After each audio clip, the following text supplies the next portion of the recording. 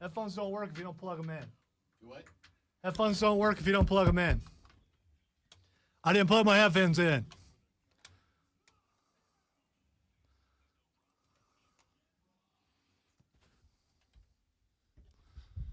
Cracker!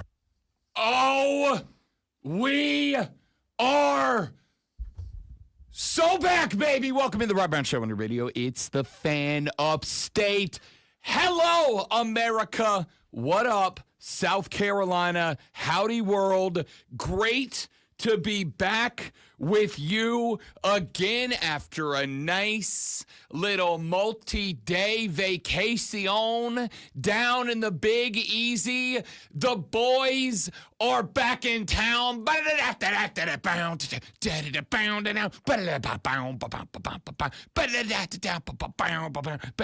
Oh, man. So are you doing Thin Lizzy? Thin Lizzy, Thin Lizzy. or the boys are back in town for 48 hours? No, the Thin Lizzy version is just where it's at. All-time banger. I found a guy on Instagram that plays classic rock songs, Lonzo, but he plays them on a lute, like like a medieval tavern. Oh no, I know what a lute is. That's Yeah, cool. it's incredible. That song goes harder on a lute than it does on electric guitars. It's pretty spectacular. So Thin Lizzy, the Bard version. Yes, that's exactly what it is, and it's spectacular. I'm glad to be back. I am. I got to tell you, it got to be Monday around noon, and I was watching the world of sports continue spinning without me, which was almost offensive. Y'all just kept doing stuff. Y'all just kept having football free agency moves and having a bracket come out, which I'm going to go ahead and tell you right now. Lonzo and I are going to be calling on the Armada today. Lonzo and I are going to be calling on you today. Lonzo and I are going to be asking for your assistance today. And the reason why is our final two play-in games take place this evening. A pair of 16s and a pair of 11s will be competing, trying to enter their name officially and finally into the NCAA tournament bracket. Over the weekend, I was checking in on the station because I'm a masochist. I like to say I'm a good employee, but I'm a masochist. I can't, even on vacation, I'm checking in. Nope. Even on vacation, I'm tuning in. We were driving back yesterday, 10 hours in the car. We were going to fly initially down to the Big Easy. We were going to fly down there, but we waited too long to buy tickets, and it got to the point that the decision was, do we spend $1,200 on tickets to fly and basically save ourselves 4 hours? Because the only one of the flights to get down to New Orleans, explain this to me, world, one of the flights to get to NOLA that we would have had to pay over $1,200 for two of us to fly was going to have us go to and through Detroit, Michigan. That was a layover spot. You could 2.5 hours in Detroit. You could have visited. Yeah, with someone. someone. Not even long enough to like go troll an old bud, you know? Not even long enough to go mess with an old buddy. Nope, it was fly from here to Charlotte to Detroit for like a 1.5 hour layover in Detroit, then fly from Detroit to New Orleans. And by the way, that was all going to be like 7 hours. Okay, this doesn't make. You got to fly all the way up there to come all the way back down here. That was one of the options. What, are there two volcanoes options, in the way or something? Don't know. There were two options, both of which were going to cost me and the wife $1,200 to fly round trip to New Orleans and back. One of them involved a stop on the way there in Detroit, and I think on the way back it was like New Orleans to Dallas, which is like a 35-minute flight.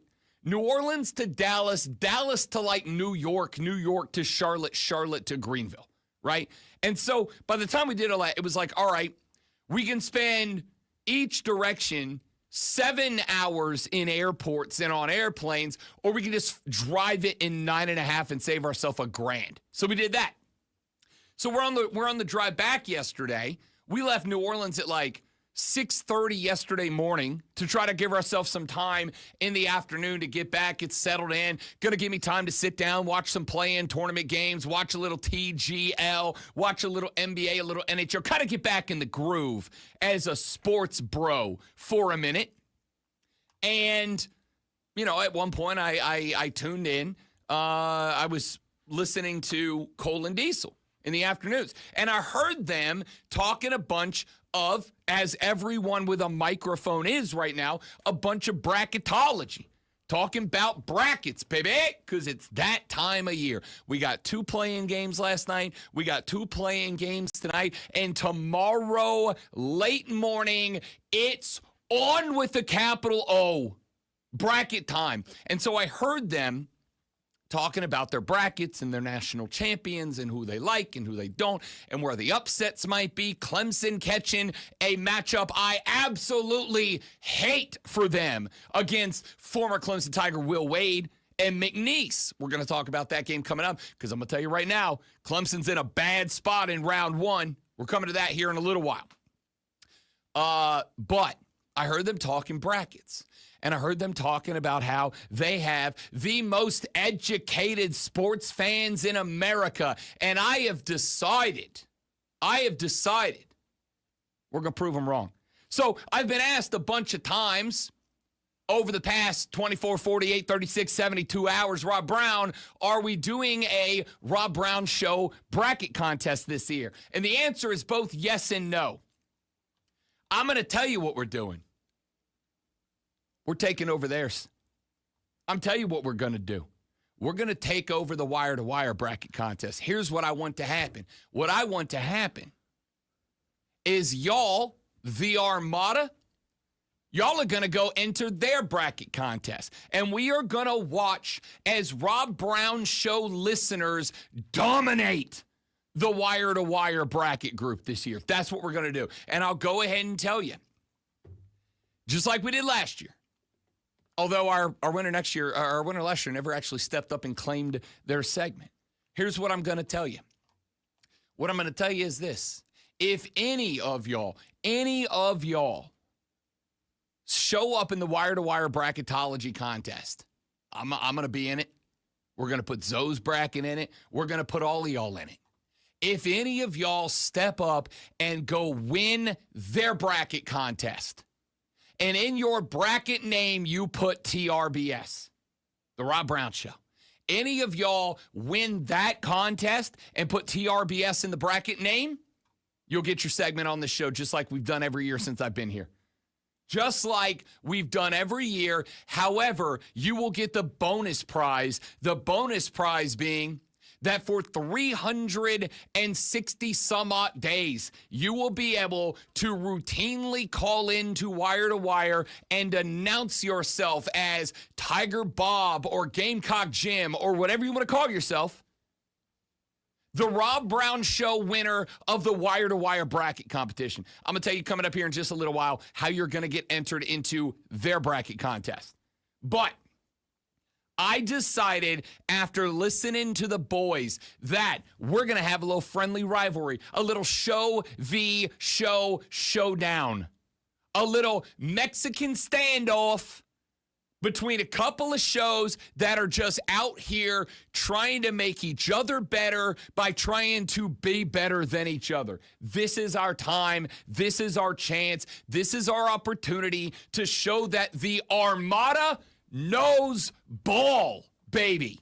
So stay tuned, because a little bit later, not much, a little bit later, I'm going to tell you how we are all going to go enter the wire-to-wire bracket competition. We are all going to go put our bracket name, end it with TRBS, so they know exactly who the hell we are, and we are going to prove that the Armada knows ball by just stacking bracket on bracket on bracket on bracket on bracket of TRBS listeners at the top of the Wire to Wire group. That's what we're going to do. So I'm going to tell you how we're going to enter that coming up a little bit later on in the AM portion of the show. Stick around. My man Zach in the chat saying, say less. Zach's already in. Zach knows what's up. I'm going to give you guys a little bit later in the show exactly how we're going to do this. Okay, so that wasn't a thing where he's telling you, hey, stop talking? No, he's saying, say less, I'm in. Okay, all right. Say less is how the Utes say, I'm in. Okay, Let's go. I'm learning. I'm not going to pick it up, but Yeah. at least I'd be able to understand it. That's how the youngsters say LFG. Let's bleep and go. So if I were in the boss's office and I said, say less, That means you're doing that thing. It wouldn't get me in trouble because Correct. I think it would. I mean, really. it would in that I'm going to say lovingly and respectfully. He might go, I'm not going to say less. I'm telling you exactly what I need you to do. But say less is how you look somebody in the face and you go, I got you, dog. See, to me, it's saying shut up. Nope. To say less means, hey, man, shut up. That what it means is you've said all these things and I was already in. Say less.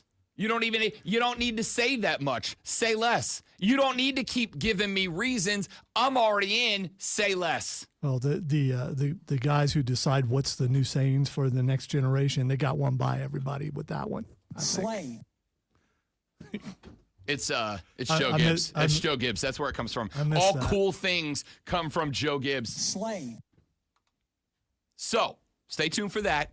Because I don't want anything more in the world. Nothing would be better than go on a nice, long, extended vacation, go down to the old hometown of New Orleans, spend 6 days with the wife, with the little brother, with the sister-in-law, with the nephew, with the grandmas, the aunts, the uncles, the cousins, then to come back here to Greenville, South Carolina, to log in, say, Sunday, Monday, Tuesday, as this tournament goes on and watch as the brackets stack it at the top of the Wire to Wire competition with just TRBS taking over the Tolos. The Armada knows ball. And we're about to show it to the people. We're about to show it to the people. Listen, here's what I want. I want by the end of next week, as we're getting into our Sweet 16, our Elite 8, our Final Four, our national championship game, I'd like to get an email. I'd like to get a text, a phone call from the boss that goes, hey, why don't you come on down to the office? I don't ever want the, why don't you see me in my office text. Nobody wants the, come see me in my office text, but I do.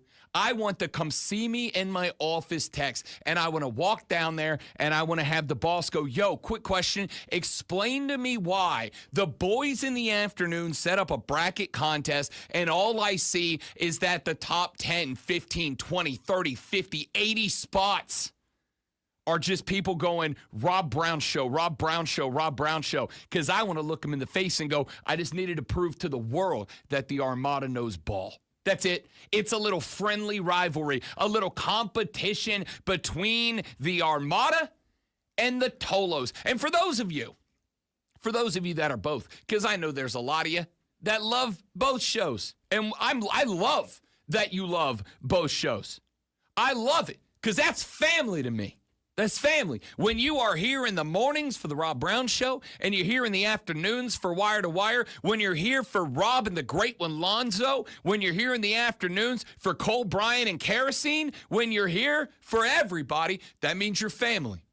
And I love family. Family's the most important thing. I love to hear it. That means you can stick whatever name you want onto that bracket. That means you can represent whoever you want. But if you're an Armada member, represent. If you're exclusively a Tolo, just know that the boys in the AM are standing on business, 10 toes in the ground. And like Matthew McConaughey in that one movie that I forgot which one it was that he does this. We're saying it with our chest, baby. We know ball. And we're about to show the world because the Rob Brown Show, Rob, the Great One Lonzo, and the millions and millions in the Armada are about to take over the wire-to-wire bracket competition. That's what we're doing. That's what's happening now. Y'all know ball, and we're about to prove it to the world. 4 hours of the most electrifying sports talk entertainment on planet Earth starts now. I'm Rob Brown. How you doing, Lonzo? I didn't even say good morning because I'm a jackass. How's it going, buddy? Hey, you're pumped and ready to go. We're midweek form because it's Who's your daddy? exactly. It's Wednesday. I have to keep reminding myself. It's Wednesday. It's not Monday. It's not Tuesday. It's Wednesday. We got Monday juice up in here. All right. Zoe and I, we've been off a couple of days. I'm so glad to be back so I can get some rest. Zoe's been laying flooring down. Well, spring projects. I do it every single year. This one is a little more difficult. Lonzo's been off doing. Laying wood. That's what I've been doing. Been off laying wood. Let me make a little note to myself. No reason, just write down. It's 6:16 in the morning. No reason to write down that specific time stamp. I don't get what I mean. It's a lot of wood being laid. AM. I mean, Yeah, you know, man. Listen, there's nothing in the world like laying wood. Nothing in the world. All right. unless you're laying wood by yourself. Hey, man. You know what? Sometimes you gotta lay your own wood. You know, nobody knows how to lay your own wood better than you do. Sometimes you got to do what you got to do. So, 6:16 a.m. written down now. New floors look good, by the way. I'm sure that they do. The parts that I got done. So I'm waiting on a really big beanbag chair. I don't care. Judge me. Okay. You didn't finish laying your wood down? I didn't. You got listen, more wood to lay down. Sometimes you got to pace yourself. Yeah. You know? You don't want to lay your wood down too quickly. Yeah. So, You gotta yeah. find your pace of laying your own wood down. And once you found your pace, that's when you know that wood is laid down the best it can be laid. And that's what we're all going for. The best it can be laid. Well, that's what I we're was trying going to to do. point out that I did it in one place and now I got to do it in two other places. But I don't want to get in trouble. Sometimes So I'm not going to do that. The ability to be versatile in the way that you lay wood is good for everybody. Everybody loves when there's some versatility in laying wood. That's, you got to be a little over here, little over there. Sometimes you got to lay the wood a little faster, sometimes a little slower. You just got to make sure the wood is laid down properly. And if you get it done, and you get it done right, everybody appreciates it. Really thought we were going to go with a Beavis and Butthead clip there. It's Riz, baby. We got Riz. Yeah, I don't know why. I don't think that's fitting. What we were talking about. Yeah, I don't. You have to explain that to me off the air. Dewey texts the show. Good morning, Dewey. Mwah. Good to see you, buddy. And said Wire to Wire is going to win, and then you'll be fired. I guess we'll find out. This isn't a career versus career match. I don't know. Dewey doesn't like you for some reason. Shocking. Yeah. This isn't career versus career. It's not hair versus hair. You know what this is? It's not even title versus title. This is straight up simply a match for pride, where at the end, we're both going to reach across the squared circle. We're going to shake hands. The victor will have his hand raised high in the air. And for 360 days. Wait a minute, you're not raising Cole's hand because you. I'll raise his hand. I just won't have to reach up very high to do it. Yeah, it's A little friendly smack. His raised hand might reach the top of your shoulder. A little friendly competition for pride and nothing more. The Tolos versus the Armada. Let's get it on. I'll tell you how you can enter their bracket contest. It's their bracket contest, except for it's ours, because the Armada knows ball. And we will prove it over the next 3 hours and 41 minutes as we roll on. Rob Brown, the Great Alonzo, and you. The Rob Brown Show is back on your radio. It's the Fan Upstate. Run out the gate. All right, guys, quick live read right out of the gate. Coming right back. Please don't go anywhere.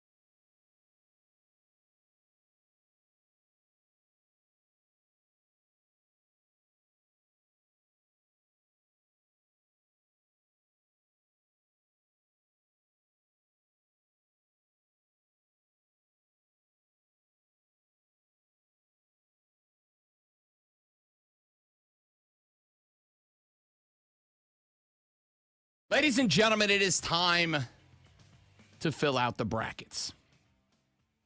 Ladies and gentlemen, it is time to go on the record.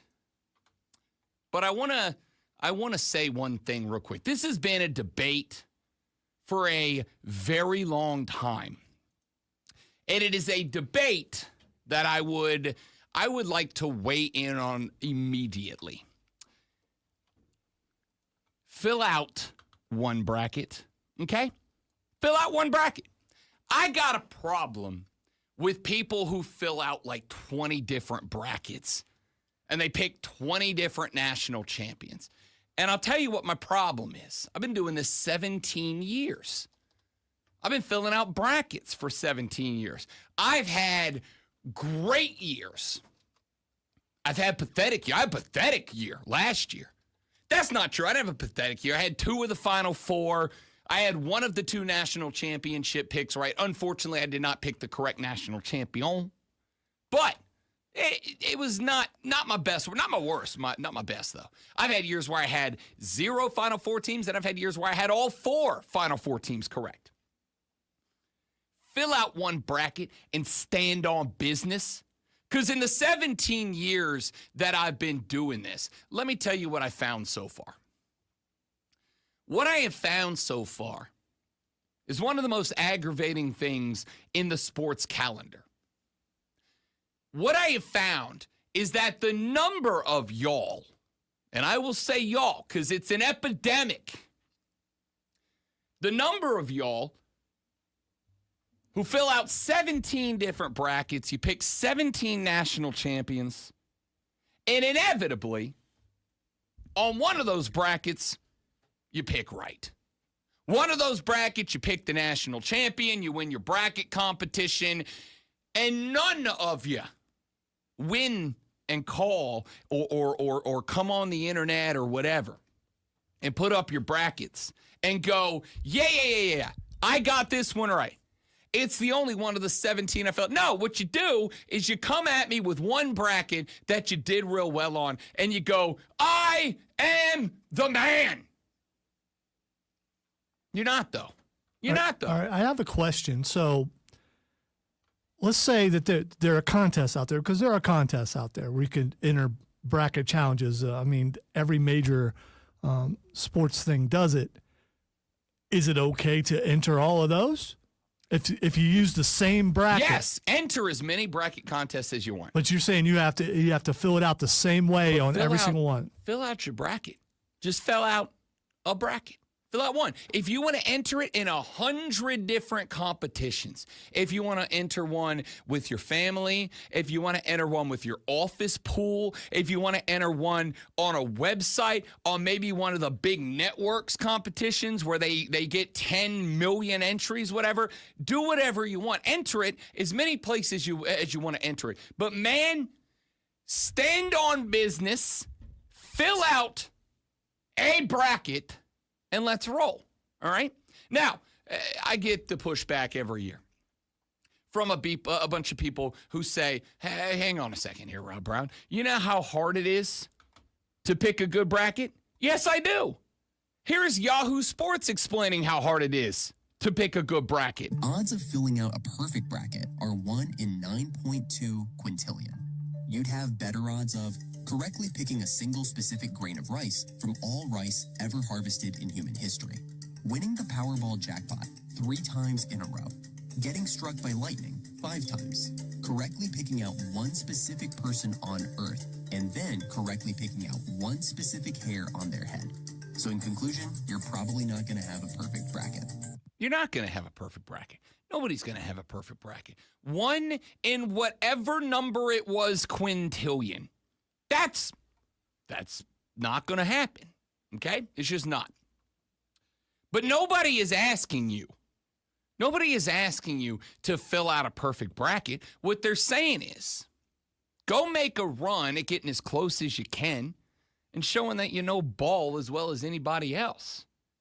But stand on business. I was on last Tuesday, BetMGM Tonight, with Brad Evans and Ryan Horvat. Now, Ryan Horvat is one of the most intelligent sports fans I've ever had the privilege of working with. Brad Evans, and when I say this, I mean it, is the most knowledgeable college basketball person that I have ever spoken with ever. I would put him up against any talking head on any network when it comes to talking college hoops. And we were having this conversation off the air before the segment started. Brad said, Rob Brown, how many brackets do you fill out? And I said, 1. And I go 10 toes in the sand and I stand on it. 1 bracket. Because it drives me nuts when people fill out 50 brackets with 50 national champions and one of them ends up looking good and then they go around talking about how big, smart ball know where they are. No, you're not. No, you're not. No, you're not. If I give you a multiple choice test and I let you fill it out with different answers every time, one of them's going to hit. One of them's going to be an A. You don't get to... I think that there should be an average. If you're going to fill out multiple brackets, you should be legally obligated to present them all at the same time. I'll tell you this. I went during the break to go ahead and get my bracket logged in on the Wire to Wire bracket contest, which, by the way, if you want in, I'm going to help them out. I'm going to help you out. I am looking, as we mentioned in the last segment, I am looking for the Rob Brown Show, for the Armada to take over the Wire to Wire bracket contest. I'll tell you what I want. What I want is at the end of this bracket competition, I want to call, a text, an email from the boss that says, see me in my office after the show. And after I get over the inevitable existential dread of, okay, well, Zoe, it's been nice working with you. And I walk down the hallway and I sit in the chair and he goes, close the door. And I shut the door gently and respectfully because that's who I am. And I sit down and I shut the door and he says, hey man, what's the deal? And I go, what do you mean, boss? What deal?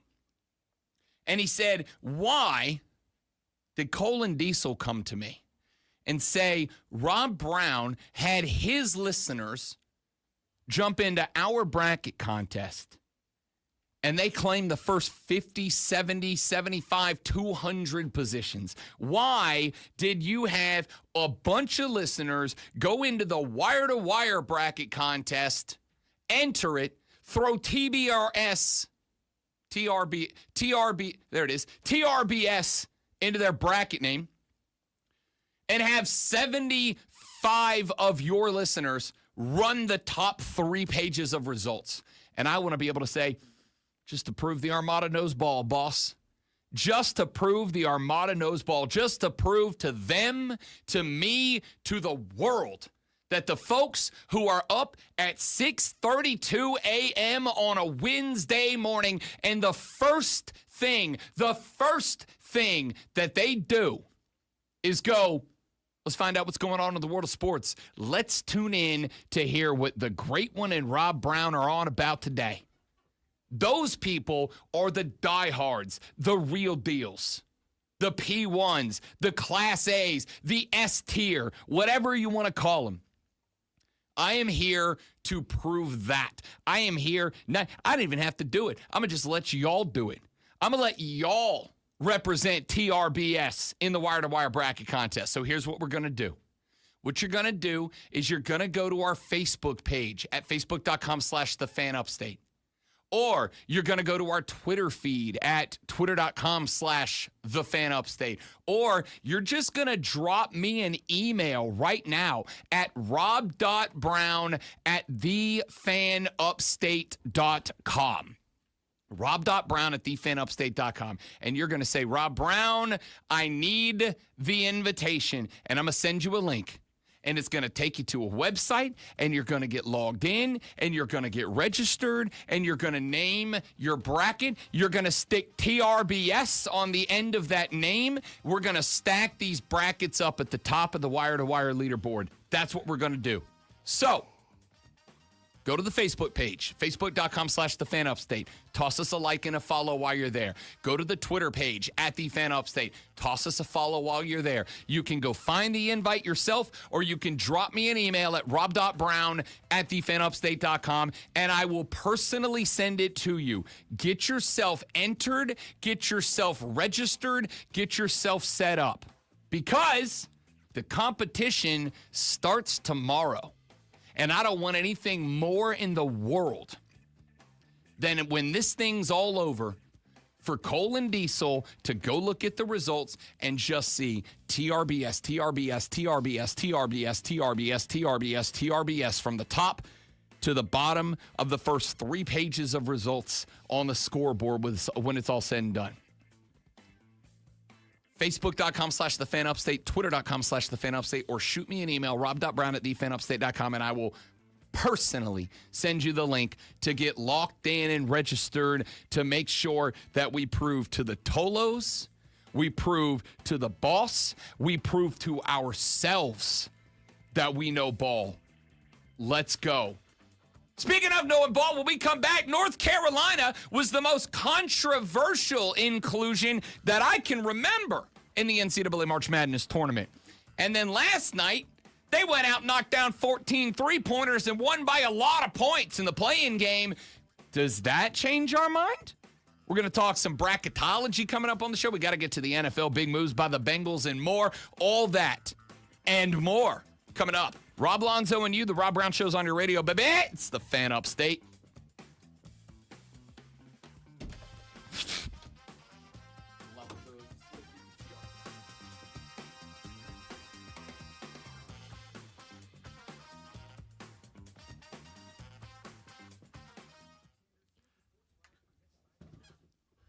I don't know if I'm supposed to be offended by that. I'm not, but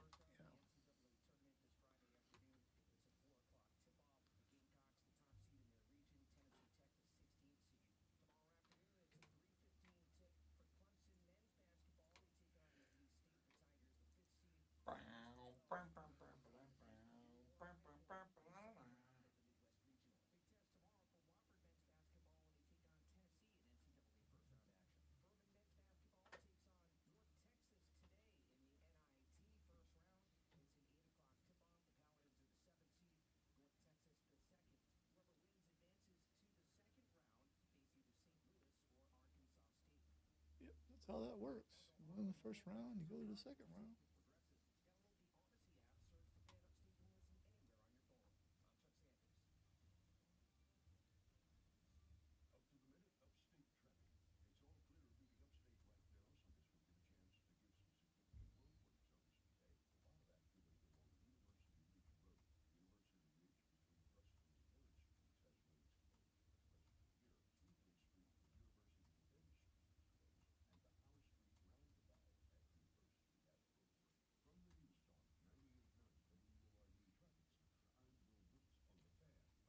So how was food in New Orleans?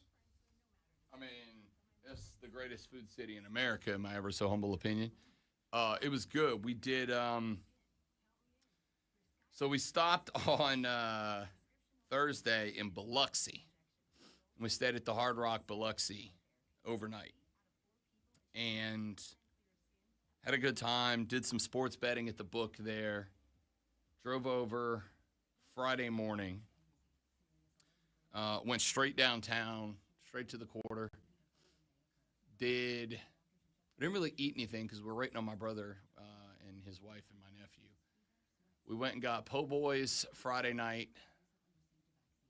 Saturday morning, we went and did a really nice breakfast at a nice little local bakery, which was very good. I had a crawfish etouffee pastry.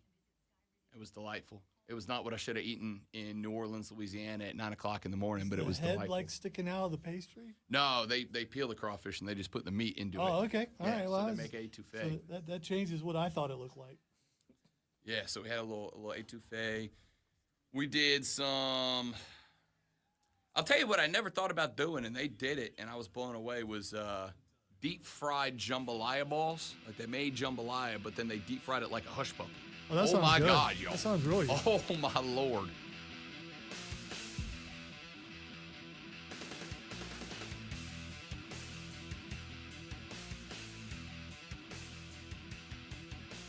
The Rob Brown Show on your radio. It's the Fan of State. Welcome back, Rob Brown, the great one, Lonzo, and you. Great to have you this AM. If you want in on our bracket contest, and by our, I mean the stations, and by the stations, I mean wire to wires, but we're taking it over.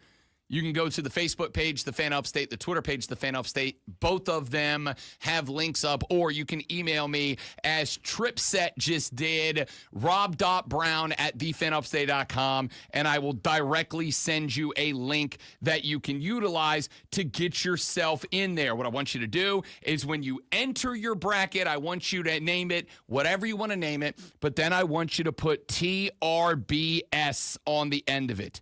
Put TRBS on the end of it so that everybody knows when we go in there and dominate this thing that you're a member of the Armada. All right.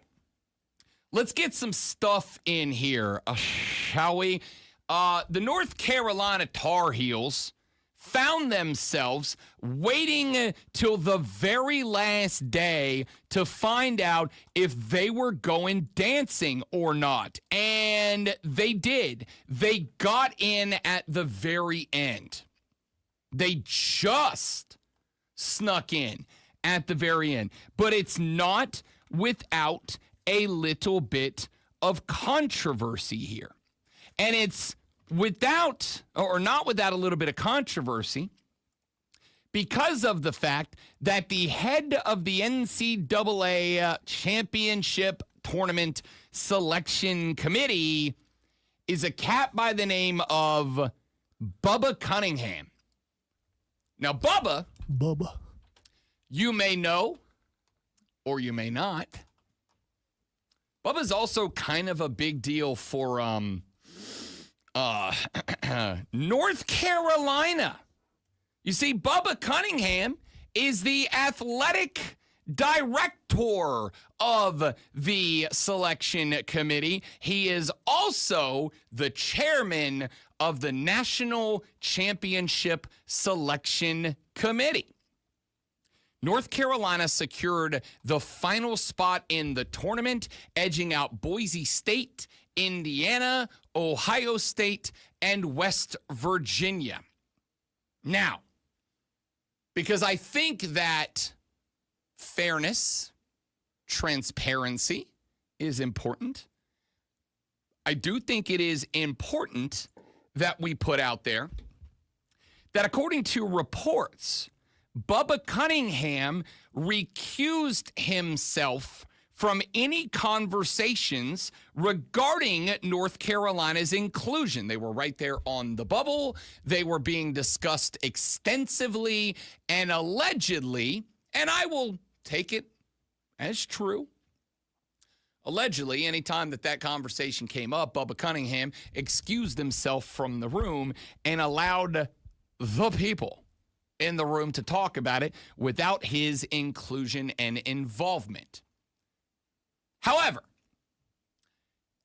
you know what it feels like to me? It kind of feels to me like when it's spring or it's summer and it's hot and it's gross and it's muggy and it's voluntary workout time, and the head coach stands in front of the room, in front of the roster, and he says to everybody in there, "Hey guys, I can't make you show up to voluntary workouts. That would be against the rules. I can't tell you that voluntary workouts are voluntary, wink, but they're mandatory. I can't tell you that. In fact, I can't even be here when these voluntary workouts take place. I got to be somewhere else." I will say, however, that the other coaches will be here.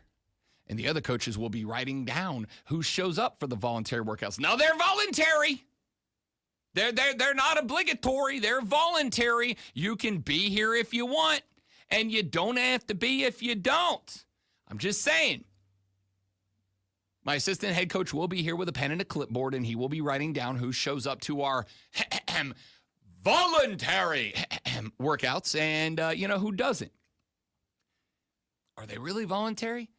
I'm going to go ahead and tell you, as a longtime sports guy, And I'd be even willing to bet, without having brought this up to him before I got here, that Lonzo would agree with me on this. Ain't no voluntary involuntary workouts. Yeah, I felt like I was one of the only people who understood this isn't voluntary, that what the coach is doing. Not a lot of smart people in some of those rooms. Do you want to be on the field, on the court, on the diamond when the season rolls around? Well, then I'd suggest. It's like when we get those anonymous surveys that we have to take here, but they still know whether you took it or not. Okay. All right. If it's anonymous, how do you know whether I did it or not? That is correct. Okay. All right. So there's controversy. I'll allow John Rothstein, a big-time college basketball talking head from CBS Sports, to explain. I say this to Gary a lot, especially the last few days. You're a better man than I am, because I'm going to talk about the bad right now, and I'm going to talk about it emphatically. If the criteria for the NCAA tournament in terms of getting an at-large bid is to beat other NCAA tournament teams if you're on the bubble, how in the world could North Carolina get an at-large bid over Indiana and over West Virginia? Indiana, unlike North Carolina, has no quad 3 and 4 losses. Indiana went on the road to East Lansing and beat Michigan State, who's a 2 seed, and beat Purdue on its home floor, who is a 4 seed in this bracket. And Indiana did not get in the NCAA tournament. Then let's talk about West Virginia. West Virginia won a game at Allen Fieldhouse. West Virginia beat Gonzaga on a neutral court. It beat Arizona on a neutral court. It also beat Iowa State. And North Carolina is in over those 2 teams. I'm just waiting for somebody to say, we got some swamp water to sell you in Florida. That's how I'm doing it now. Now, with that said, I want to bring this in. North Carolina not deserving to be in has no bearing on how the Tar Heels could play in the bracket. That's right. Look at VCU in 2011. That's fine. That's fine. But the question is not, do we think UNC will make a run in the bracket? The question is, should they have gotten to the bracket at all? Jerry Palm, who you've heard on this station a gazillion times over the years, was on CBS Sports, and he weighed in as well. As I'm concerned, the committee missed North Carolina. There's just no case for them at all. In fact, I've been doing this a very long time, and no team that I've ever dealt with has so conclusively proven that they're not an NCAA tournament team and still made the field. It's not just the 1-12 record against quad 1 teams. It's that none of those quad 2 teams they're giving them credit for, those weren't tournament teams either. You know, it's almost like they wanted to show us a little bit of what an expanded tournament would look like. But it's just, I mean, Texas, if you want to put Texas in, that's fine, but I'll never see the case for North Carolina. So there are 2, and they were not alone, but 2 of, I would say, the biggest names in the college basketball talking landscape. And I will also add Brad Evans to that conversation as well. Again, host of the BetMGM Tonight radio program, which airs on this and fine Odyssey stations nationally every single weekday from 7 to 11 p.m. I say this sincerely. I have never spent more time with somebody who knows college basketball, than Brad Evans. Guy's ridiculous. He was out on this as well. UNC basketball won 8 of their last 10 games, but in those quad 1 games, as they are called, games against the top 25, 30 teams in America, the best of the best, they were 1-12.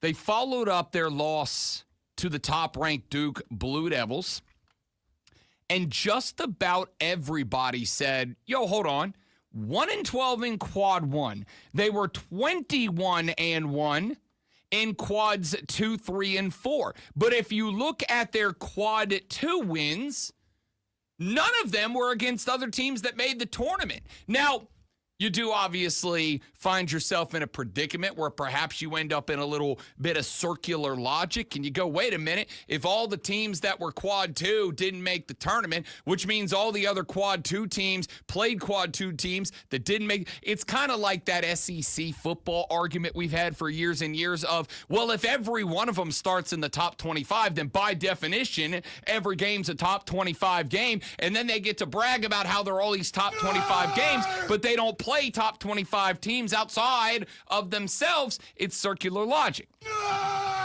Listen, I'm going to go ahead and tell you, bracketology selecting the field of 68 is 1,000% a nerd conversation. And if it ain't for you, it ain't for you. But it's the biggest sporting event in America. You're going to have to deal with We it. started going quad. What's like what? I'm starting to drift here with all the quad stuff. That's fine. Especially after tuning in last night for a little bit and going, wow, this team doesn't deserve to be here. And I turned it off when they were up like by 20 or something like that. Yeah. There are 68 teams out of 360 plus who get an opportunity to go dance. That just is what it is. So I hope they win it all because I think that would be hilarious. I'm going to go ahead and tell you, ain't a damn chance they're going to. Ain't a damn chance. I'm going to go ahead and tell you right now, I think that in fact, I have not filled out my bracket yet. I'll be doing it this afternoon when I get an opportunity to sit down and do my math because nerd. Okie dokie. But if you want to win the bracket, that's what you got to do. Do you? Yes. No, you don't. No, you don't. You could be the blonde bimbo down the hall, me, and have just as good a chance of winning as you do. I'm very excited that Lonzo just referred to himself as the blonde bimbo down the hall. I'm sorry, I said it wrong. No, the. Oh, sorry. The blonde bimbo down the hall. That's right. Yes, there are going to be people who get lucky. I lost a bracket competition to a young lady by the name of Kelly, who was my traffic manager. That's the person who organizes the station a very long time ago, because she sat down one year and she said, can you just tell me the mascots of the teams? And I said, yeah. And she quite literally picked her bracket by using two things. Number one, the number next to their name. She didn't even know what the numbers were. She just knew that one's obviously higher than 16. So that's good, right? And then when there were ones that were kind of like, 7s and 5s or whatever, she would say, oh, I think a tiger would beat a blue jay in a fight. The next year, she won the damn thing again by Googling the head coaches and by picking the one she thought was more attractive. See, this has got to burn people like you up. Nowhere's a ball. That this is such a guessing game because there's no way that you can just. First off, every once in a while you can go chalk and it works, but usually it doesn't. It is first and foremost important, I think, to remember that there will be tens of millions of brackets filled out, and there will be like 15 Kellys. There'll be like 15 Kellys who are going to win their bracket because they go with some weird system like, what coach do I want to get down and dirty with more? Hey, if it works, it works. I can't hate the player. But if you're going to fill out a bracket and you genuinely want a chance to win, yeah, it's important to look at resumes and matchups and numbers and Torviks and WOPs and all these different things. What the heck is a Torvik? Don't nobody know what a Torvik is? These are always different ways. Let me text Diesel and Cole and see if they know what a Torvik is. That's why we're about to dominate that competition. Is that a spell with a Q or a Torvik? Okay, a K. All of these things sounds Russian. All of these things are different ways to look at all the different data about what a team has done and who they did it against, and put them in different ways of looking at to see, well, they perform better in this situation and worse here and blah, blah, blah, blah, blah. It's all nerd stuff. I don't disagree with you. But when it comes down to 360 teams play basketball and 68 get a chance to dance, yes, I want the teams with the best resume in. And so the question mark here was, does North Carolina have the resume that should get them in? The answer was absolutely not. Absolutely not. They do not, and they should not be in. And you heard Rothstein point out there are teams like Indiana who got left out, who did go on, not just win a bunch of Q1 games, but go on the road to win them. North Carolina didn't do that. They had one quad 1 win out of 13 efforts, and all of their quad 2 victories were against other non-tournament quad 2 teams. It's just not good. Yet, last night, this team went up against Arizona State, another team that was kind of right there on the bubble, right there trying to get in, prove that they deserve to be there. And North Carolina ran them out of the damn gym. R.J. Davis had 26 with a couple of steals. Carolina had 39 rebounds. They out-rebounded the Aztecs by 11, including Would they have like 10 offensive or 10 second chance points that they converted on? This team ran them out of the gym. That's what makes this tournament so damn interesting, because this is a team that at 23-13 did not have the resume to get in, should not have gotten in. There was nothing that stood out about them to get them in, and yet when they got matched up with another team in the same bubble, they went out there and won by damn near 30 points. I love March. I love college basketball in March. It's the best. We're going to talk a lot of college basketball when we come back. I got your water cooler cheat sheet, the top 3 sports stories you need to know before you get to the office and start talking sports. We got the audio blitz coming up. We got Mark Benetti, voice of the Greenville Swamp Rabbits, joining us. We got Denton Day of SiriusXM joining us. It's going to be a busy day, so don't go anywhere. I am Rob Brown, and I'm glad to be back. The Blonde Bimbo is on the other side. Lonzo with a sports flash. I tell you, my quad 1 and my quad 2, both pretty sore. A lot of bending this weekend. First tournament win in the 2025 NCAA Championship Tournament belongs to Alabama State, who hit a game-winning layup with 0.7 seconds left to knock off St. Francis 70-68. The Hornets had 16 from Amar Knox, 11 from TJ Madlock, and 10 from TJ Hines in the win. Alabama State will move on to play number 1 overall Auburn in the first round. North Carolina, who we were just talking about, was one of the most criticized tournament bid earners in recent memory, but added to their argument with a first 4 win over San Diego State, 95-68. That's a lot of points. They whipped their butts, and of course they're not supposed to be there, so they shouldn't be able to do that. Tune in tonight at 7:30 as the Furman Paladins take on the North Texas Mean Green. The first round of the NIT basketball tournament is Furman versus North Texas right here. Bet you didn't know they had a basketball team on the Fan Upstate.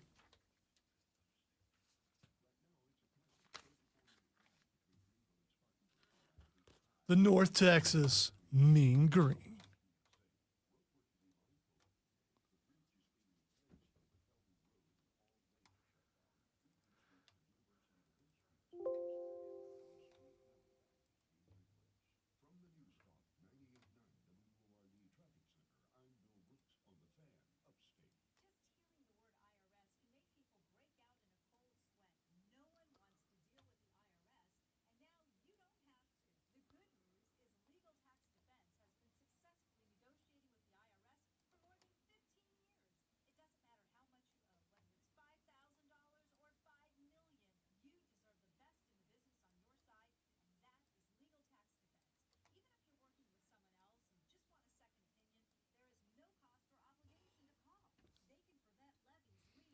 Spartanburg Jay, he started doing that a couple weeks ago because he was told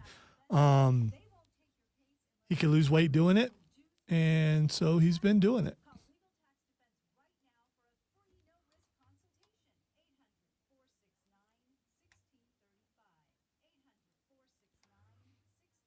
Most of us thought he wouldn't make it through the first day. Would only make it like 45 minutes. He's been standing ever since. Very motivated by being told that you can't do that.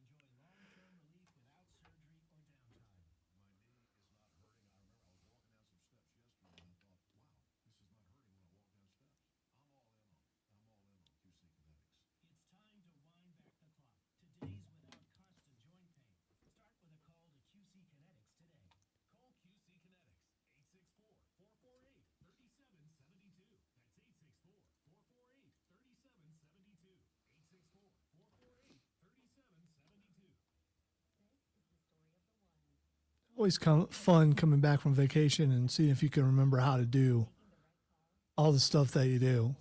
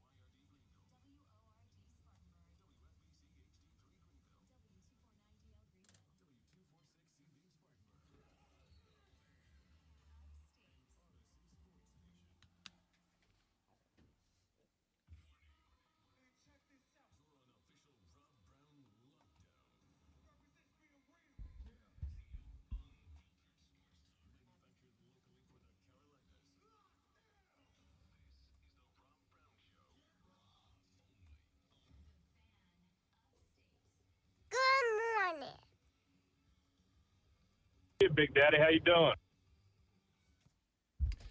And off we go into hour number 2. Welcome back, ladies and gentlemen, the Rob Brown Show on your radio.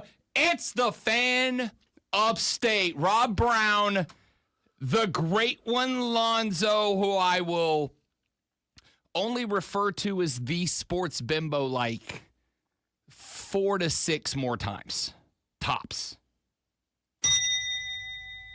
6 to 8 more times, tops. 6 to 8 more times today, tops. No, that's a little too much treble in it. It is a little bit. It is a little bit. And I'm all about that bass, no treble. Meghan Trainor lyric being dropped on the show. We're well-rounded, and I'm not just talking about physically. All right? It's about bass and then well-rounded and All about that bass, no treble. All about that bass, no treble. That song slapped. I don't care what anybody says. That song ripped. Meghan Trainor had a run there going for a hot minute. And then Elle King stepped up and kind of took her to the woodshed a little bit. That's a 2015 pop culture conversation. I mean, again, who's Elle King? Elle King sang a song, X's and O's, they want me. Oh, okay. I know that song. I think it's Elle King. I'm like 90% sure that's Elle King. I mean, I'm not now, but I was when I said it. Wow. See, I was all ready to look that up to see. Now I'm going to have to. I'm gonna say it's Elle King. I'm gonna say that's the correct name. Either way, there was a hot minute circa 2015 where the ladies of pop were putting on a show. You are correct. Wow. Hell yeah. I mean, if there's one thing I know, it's mid-2010s pop queens. Okay? And I've upgraded, I've translated that. I got to tell you. 10 hours in the car down, 10 hours in the car back over the past 6 days. And the lady friend, you know, we're a give and take relationship. We split who gets to listen to what on the drive. So, like, we'll spend 45 minutes where Rob Brown's listening to a Brian Cox lecture on quantum physics, and then she'll take over and play, you know, Chaperone and whatever the hot music of the day is. And I'm going to tell you right now, kind of dig this Sabrina Carpenter chick a lot right now. Kind of dig some, like, I know she's been in the public limelight for a couple of minutes now, and I'm a little late to the party. I usually am. I usually don't get into whoever's on the top of the charts when they're on top of the charts. Like, I need a month or two. Booker T, you mean her music, right? Yes. Okay. Yes. All right. Oh. Booker T calling what is very clearly his favorite move in wrestling is just absolute gold right now. But got to listen to a little Sabrina Carpenter. I'm kind of in. She's kind of good. I'm kind of a fan. All right? So you can put Sabrina up there with Chaperone, and the 40-year-old white guy Rob Brown is getting down to a little pop princess music here and there. Judge me, I don't care. I saw her on Saturday Night Live's special. She's funny as hell. She is. But she's got I don't know timing. what style of music does she do? Just pop. Just pop. And again, like I'm not sure she has a neck. Am I thinking of the right person? I'm gonna say no, but I can't say for sure no. I'm gonna say I think no. Sabrina Carpenter is I think it's fair to say she's an attractive young lady. I don't think I'm stepping out of the zone of appropriateness by saying that she's an attractive young lady. There's a reason. All right, there is neck there, but the front pictures make it look like it doesn't exist. I'm just saying. She works the angles, man. She works the angles. She knows it's all about the angles. It's all about the Instagram angles. Good for her. Once you know the angles, man, like half of being a photogenic person is knowing the angles. I realized that after like picture number 6 with the wife, because she's got the pose, Lonzo, which is 45-degree angle to the camera. All right. Front leg goes up in front of the other, up on a toe.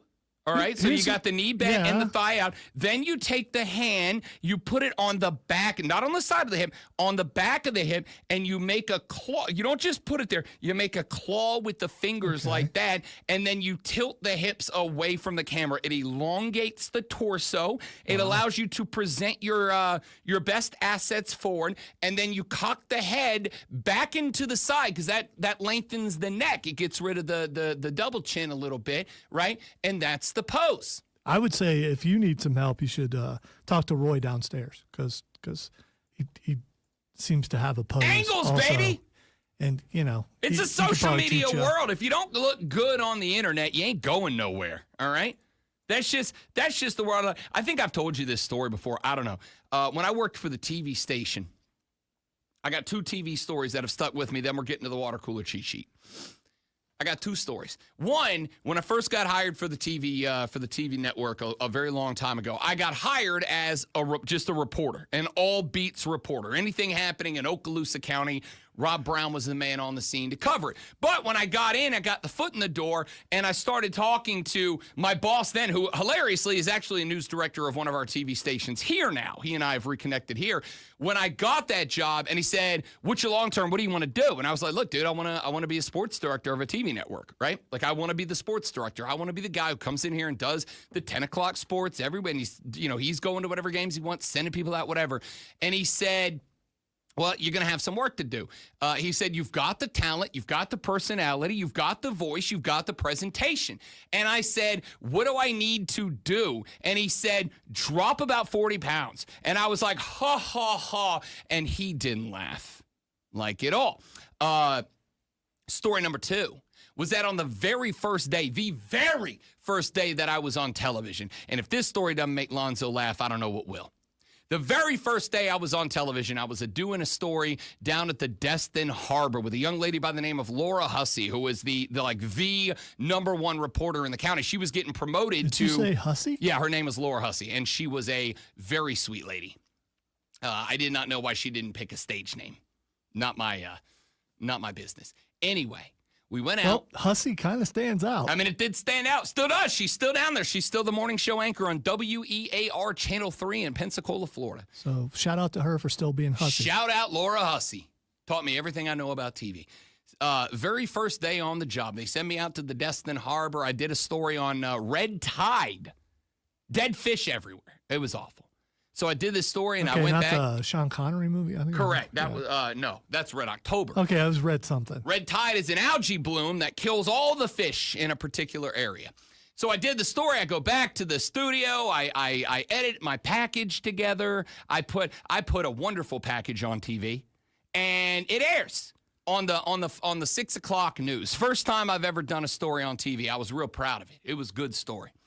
I made the science behind red tide really entertaining because I'm good at this.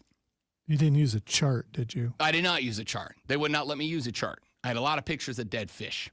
So I put the red tide package on TV, and it airs, and I call the Madre, my own dear sweet mother, and I say, "Mom, did you see the news piece?" And she said, "I did." And I said, what'd you think? How'd it go? And she said, "I think you looked great. I think you sounded great." She said, "Honestly, I love you, but I think you probably need to lose a couple of lbs," which she wasn't wrong. I was hefty at the time. I was butting like 280 at the time. I was a big boy.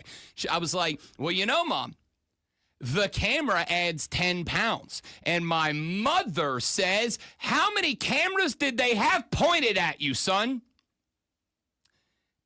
I still haven't recovered from that. That was like 10 years ago. I still have not bounced back from that moment. She still texts you like a couple times a week. I'm wondering what she says and does.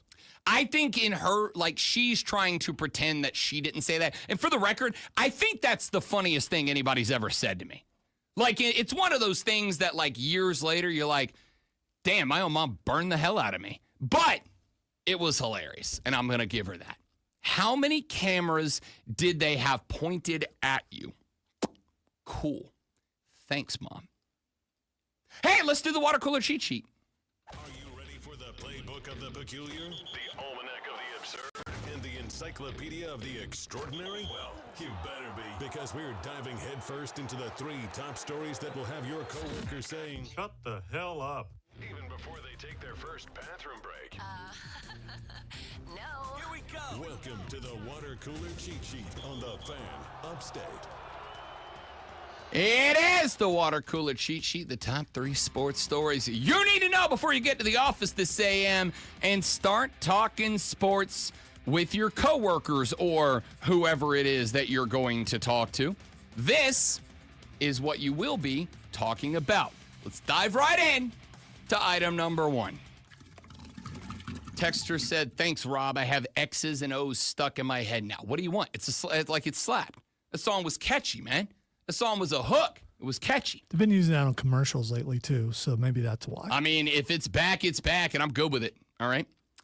Item number 1, a pair of play-in games last night saw a pair of teams make it into the field of 64 as we whittle the first 8 down to the final 64 that will begin the dance tomorrow morning. Alabama State, the Hornets, baby! You need to give this game a little love. I do need to because give this game a little love. It was back and forth the entire time, and that ending was excellent. I watched that entire game, and that was a lot of struggles early on, but then the 3-pointers started hitting, and it was a little fun to watch. 0.7 seconds left on the clock. Alabama State on the inbound. And ladies and gentlemen, the March Madness got real mad real fast because with an inbound under the basket. Seconds left, and here we go. This is where dreams are made. They're going for it all. Simpson, home run play, the deflection. Oh! Layup! 0.7 seconds left. Thinking that somebody was going to get a hand on it, but watch this, Bureau. Everybody gets a hand on it, and they get a friendly... 0.7 seconds left on the clock, and Alabama State gets the Hail Mary full court pass layup for the dub. And just like that, with a 70-68 win over the Red Flash of St. Francis, the Alabama State Hornets are in the bracket. They are not alone because perhaps, just maybe, the most controversial selection to the field that I can remember, and I mean this in my career. The Tar Heels of North Carolina had their crack at a play-in game last night, and boy, howdy did they get the job done. 95-68, the Heels knock off the Aztecs of San Diego State. They are in. RJ Davis had 26. You got 16 off the bench from Seth Trimble, 12 from Van Allen Lubin, and the Heels are now moving on as well. We do have 2 more. Wait. They don't belong there, Rob. They're not supposed to be there. It's controversial. Everyone's angry about them being there. Well, let's hold Why on. are they there? Whoa. Sorry. Let's hold our horses just a little bit here. It was a play-in game. We're not talking about a round of 32, a Sweet 16 30-point victory. We're talking about a play-in game. So all those people who are angry about a play-in game? Correct. Okay. Because a play-in game is still getting you an opportunity to punch a ticket that Indiana didn't get that pot. The Ohio State Buckeyes had a better argument than the Heels. You know how they should have got in? They should have won more games. Talking about Ohio State. Same with Indiana. You should have won more games. I mean, you didn't. If you won more games, it wouldn't have been in question. But they won more games than North Carolina did. That's the point. Should have won. They did win more games. Should have won more quad 1 or quad 2 games or whatever those quad. Now things you're are. Getting it. Now you're getting into the nerd conversation like the rest of it. Now you're getting into the go outside nerd conversation like the rest of us. We do have 2 more play-in games tonight. A pair of Sweet 16 teams, Mount St. Mary's and American, will be playing at 6:40. Then a pair of 11 teams, Xavier and Texas, will square off at 9:10 p.m. The winner of those 2 games are on their way to the 20. We do also have NIT action on the way, including your Furman Paladins. F you one time, F you two times, F you three times. Say it with me. F you all the time. Are on the road at the North Texas Mean Green. Tip at 8 o'clock tonight in round one of the NIT, and the Furman Paladins 8.5-point dogs. Low over-under in this one of just 130.5. A couple of defensive stalwarts getting at it tonight in college basketball. What you can hear right here live on the air with Dan Scott, starting at 7:30 tonight on the Fan. You are correct, sir. That is exactly correct. That action will tip at 8 p.m. Little pregame early, little postgame late with Dan Scott and the gang live from Texas this evening. Let's rapido through items 2 and 3. Item number 2. Big NFL news coming down yesterday. We're going to talk about this coming up here in just a moment. Jamar Chase, T. Higgins will remain Cincinnati Bengals. Both of them getting themselves new long-term extensions yesterday. A couple of weeks ago, T. Higgins got the tag. A couple of weeks ago, teams like the Carolina Panthers were calling up Cincinnati going, yo, we give you like a lot to get that guy wearing our colors. Turns out that the two of them and quarterback Joey B were all on the same page when those two guys signed long-term contracts. Jamal Chase, $161 million deal. It is the highest average annual salary for a non-quarterback in league history. T. Higgins deal, a $115 million deal that will carry him through 2028. I'm going to put that on the back burner for now because I am coming back to that here in just a minute. So let's dive into item number 3. Hockey fans in Sweden have been watching their squad, their country, put out a lot of talent for a long time. They've been sending players to the National Hockey League for a long time, and now they'll get an opportunity for some of them to come home. Why? Because the NHL is sending more games international. They announced yesterday that the Nashville Predators and the Pittsburgh Penguins are headed to Stockholm, Sweden to play a pair of games next season in November. Sid the Kid Crosby and the Penguins will take on Steven Stamkos and the Preds on November 14th, and then again 2 days later on the 16th. It'll be the Penguins' first trip to Europe in 17 years. It will be the first Preds game in Sweden. However, it will be the third time in franchise history that they have played outside of North America. The league has said for a while, since the beginning of the Global Series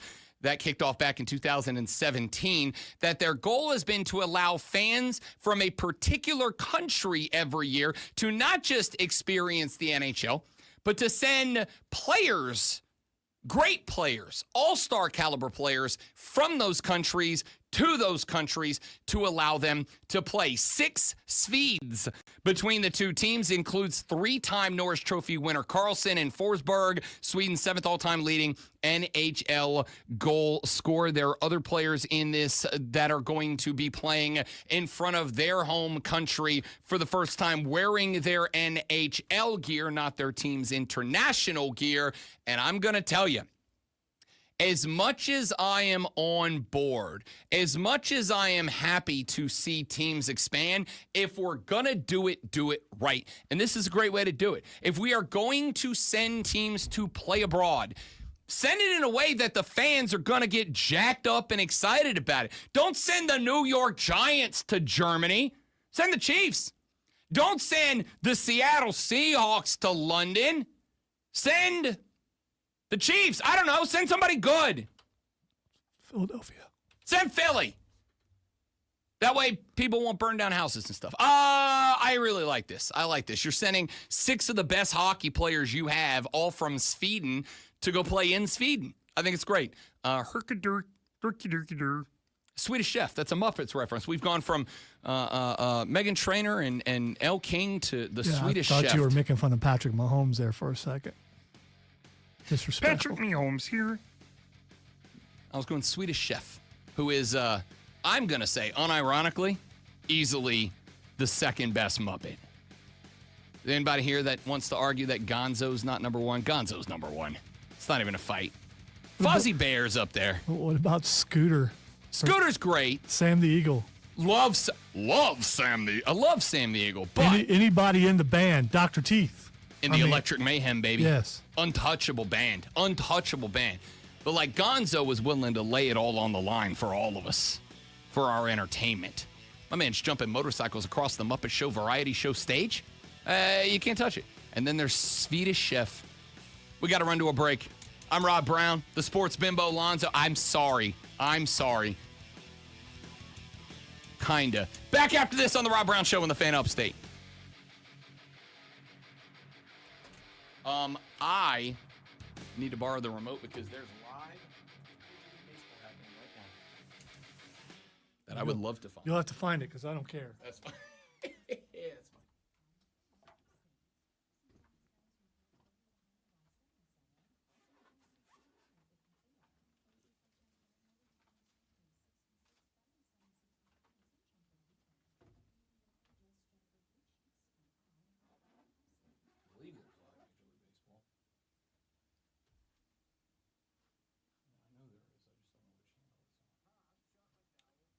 By the way, this is kind of an affront to this room.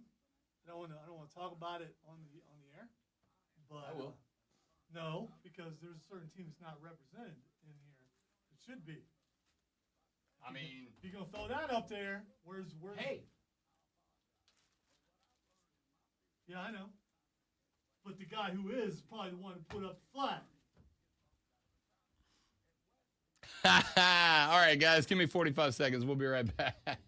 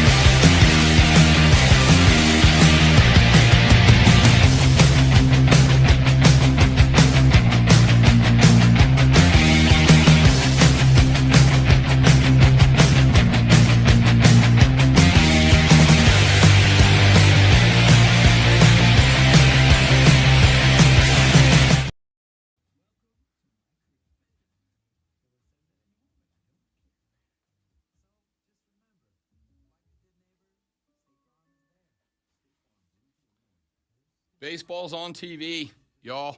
7:23 in the morning. We're playing in Tokyo. Oh, no. Cubs and Dodgers in Tokyo. Here comes Ohtani. Woo!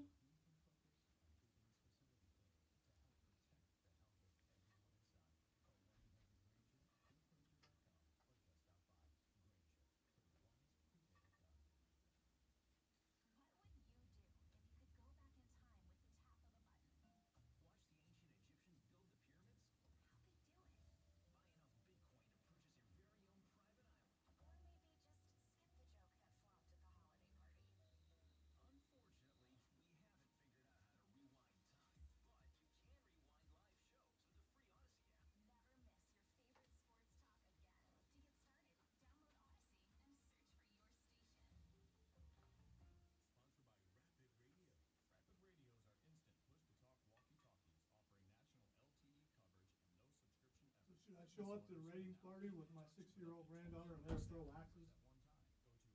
Yes. Absolutely. If only, let's see if she can beat anybody. So here's a question. I know a lady who works there. Do we put together a practice session? Do I call her and go, yo, I need to borrow a lane for an hour so Zoe and I can get some practice in? So we show up and dominate? I feel like the answer is yes. I mean, who's the competition? Are salespeople coming? I mean, I don't care. Competition's everybody in the building. no, I mean maybe Kevin could throw it. Maybe one of those guys. Well, here's the thing. The sales staff did one there Yeah. like a couple of weeks ago. So I'm like, they kind of have an edge. I feel like we need to nullify that. You know, sometimes the sports world taketh but sometimes the sports world giveth. Yesterday morning, we left New Orleans, Louisiana at 6:30 in the a.m. portion of the day, or as I like to describe it, at o'clock in the morning. We had to get back. We had a lady who was house sitting the dog for us. We're like, all right, let's get back. Let's give the dog some time to chill out before bedtime. Let Rob Brown have some time to put a show together, figure out everything's going on in the sports world, yada, yada, yada. When did you cross the timeline? About 11 o'clock yesterday afternoon, or yesterday morning, which then turned into yesterday afternoon for me. As I time traveled into the new time zone. About 9:30, little Atlanta traffic, pushed it a little closer to like 9:45 in the car. And as I was driving down the road out of the great state of Louisiana, I was looking for something to listen to. It was very early in the morning. It was too early for the wife to allow me to throw a little Shoot to Thrill by AC/DC, my hype-up song of choice, on the player. So I was, kind of skipping around. I pay a little bit monthly to have Sirius XM so I can tune into my good friend Cody Decker on his international show, et cetera, et cetera. And when I turned on the satellite radio, I got a little notification that said, hey, Major League Baseball's live. And I went, oh, that's right. And so my wife, who I believe immediately regretted her decision, said, yeah, if you want to listen to baseball, that's fine. So I spent about 2 hours in the car listening to Cubs-Dodgers yesterday. Dodgers start off 1-0 after a win over Chi-Town. Well, guess what, ladies and gentlemen? We're doing it again right now. It is 7:27 in the morning, and Shohei Ohtani is at the dish in a real, live, competitive, the record counts Major League Baseball game. So this isn't preseason? This is real on the books Opening day baseball, happened? baby. When was that? Literally yesterday. Oh, okay. Now, this is, and we talked about this a little bit yesterday, or a little bit in the last segment with the NHL announcing that they are sending 2 games between the Preds and the Penguins over to Sweden in the 2025-26 NHL season. November of this year, we'll have a couple of early morning hockey games when the Preds and the Pens get together in Sweden. There are 2 games taking place in Tokyo, Japan, in the Tokyo Dome, site of some of the most legendary professional wrestling matches of all time. Well, they've converted it into a baseball. I mean, it is a baseball stadium. It's a wrestling stadium they play baseball in, but it's a baseball stadium. Shohei Ohtani and his Dodgers taking on the Chicago Cubs, the Windy City Saints. And I got to tell you, I was already gassed, juice, electrified, ready to roll. Just try to take his ankles out. What's going on? Hey, man, if you want to go get Shohei, you throw low and inside, you back him off the plate because his power alley's on the right-hand side. Well, and that was a that's mistake. what happens when you don't, Lonzo. Shohei takes a 99-mile-an-hour four-seamer. 2 feet shy of dinger number 1. For Shohei. This man, they said it hit the yellow line. It cleared. So in the top of the 5th, already up 5-2, Shohei Ohtani goes for a 2-run shot to put his Dodgers up by more runs than they already were. That guy is, and I've said this before and I'll say it again, very good at baseball. So in the psychology of baseball, the guy threw it at his ankles, thinking that he was going to be concerned about, his ankles, and then he throws one right there. So Shohei Ohtani, a power hitter, obviously, arguably the best hitter in Major League Baseball. Shohei Ohtani is a guy who he is scariest when he can get the bat extended. He's an outside hitter. He wants that ball out over the far side of the plate, gets those arms extended, and he powers through. So with a guy like Shohei, well, we have an umpire review. We sure do, because I didn't think it hit above the yellow line. It doesn't have to clear the fence. It's got to hit the yellow line or above to be a dinger.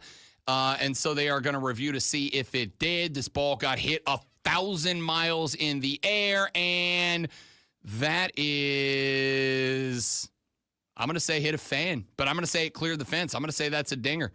I'm going to say that's going to count.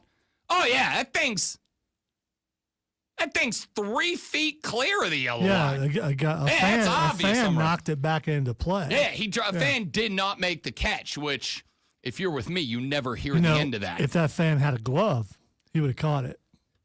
And you know what he would have lost? His dignity. Instead, he just lost the baseball, but not his dignity. Shohei And goes maybe yard. a finger. That thing's got to be Things going cooking. pretty quick.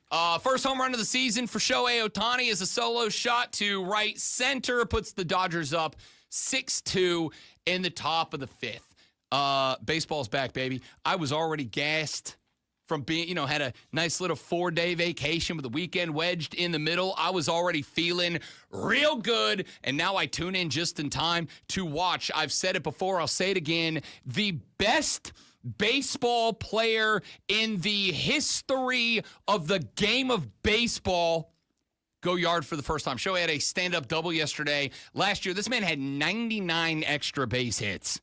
That's insane. That was a DH who won the MVP. We've been talking for a while now about LeBron James and how at 40 years old, what LeBron is doing, averaging plus 28 points a game, averaging 10 boards, 7 assists per game. My man's like a solid couple of games away from averaging a triple-double at 40 years old. And how, even if you don't like the guy, if you're not watching him right now, you're missing out on history. Shohei Ohtani's doing that, but it ain't because it's 40. Shohei Ohtani's just the best baseball player I've ever seen. Ever. And we get an opportunity here at 7:32 in the morning to tune in and watch it. I am for more international games, great one, if only because you and I get to turn on the TV at 7:30 a.m. and watch baseball that counts. Let's do this with every sport. I am off. There's a conversation going on right now that has picked up steam in the last couple of weeks that apparently there's some discussion, elevated discussions in the National Football League to play an international Super Bowl. That there are authority figures in the world of the NFL that have genuinely asked the question, should we send a Super Bowl to London? We're trying to court them. We're trying to win them over. We're trying to grow the fan base because, again, there will be a team there in the next decade. I suspect Jacksonville, but whatever. This is selfish of me probably, but I don't care because I can't afford to go to the Super Bowl here. So what do I care if it goes somewhere else? You want 11 a.m. Super Bowl? Yes. Super Bowl on yes, Sunday? I absolutely do. Okay, all that right. would be awesome. All right, that's unfair. That's unfair. For those of us that have to get up at 3 o'clock in the gosh darn morning on Monday, that is unfair. There are very few times that Liberab the Woke Warrior is going to sound this way. But, that's ours, right? We're all on board with that's ours. Even if I can't afford Super Bowl tickets yet, even if I can't justify going, that's ours. That's our thing. I don't care if London or Germany or Brazil or Mexico or Canada or whatever get a team. In fact, I'm kind of for it, to be honest. I'm kind of for it because to me, more football means better football. Opening up not just NFL Europe, it's a good idea. The NBA's European League, it's a good idea. I think it's good for the growth of the game because you're going to find more football players, more basketball players in a global audience than you are by making everybody come here. I'm fine with.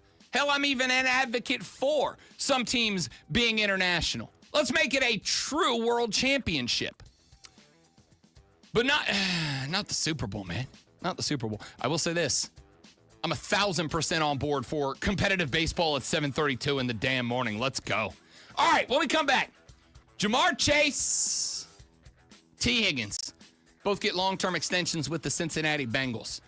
And I want to attack this from the Joe Burrow perspective because I think we talked about how there's going to be a philosophy change with the Eagles winning the Super Bowl, the way the draft is about to jump up in priority for NFL teams.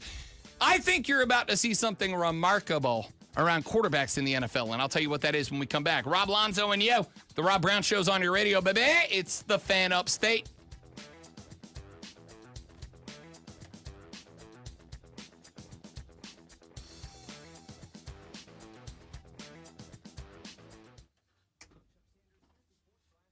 Oh, man. I'm going to go grab a water. You guys stay right there. I need water. I just realized that.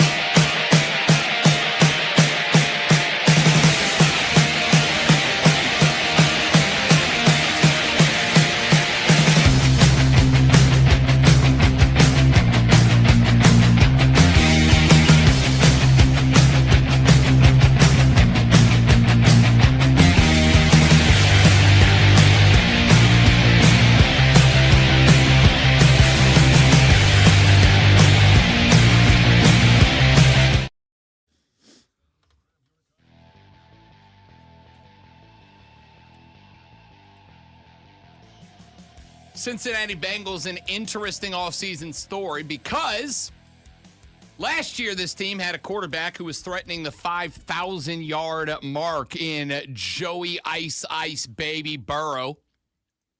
And yet they didn't make the playoffs. And they didn't make the playoffs for two reasons, in my ever so humble yet frequently correct opinion.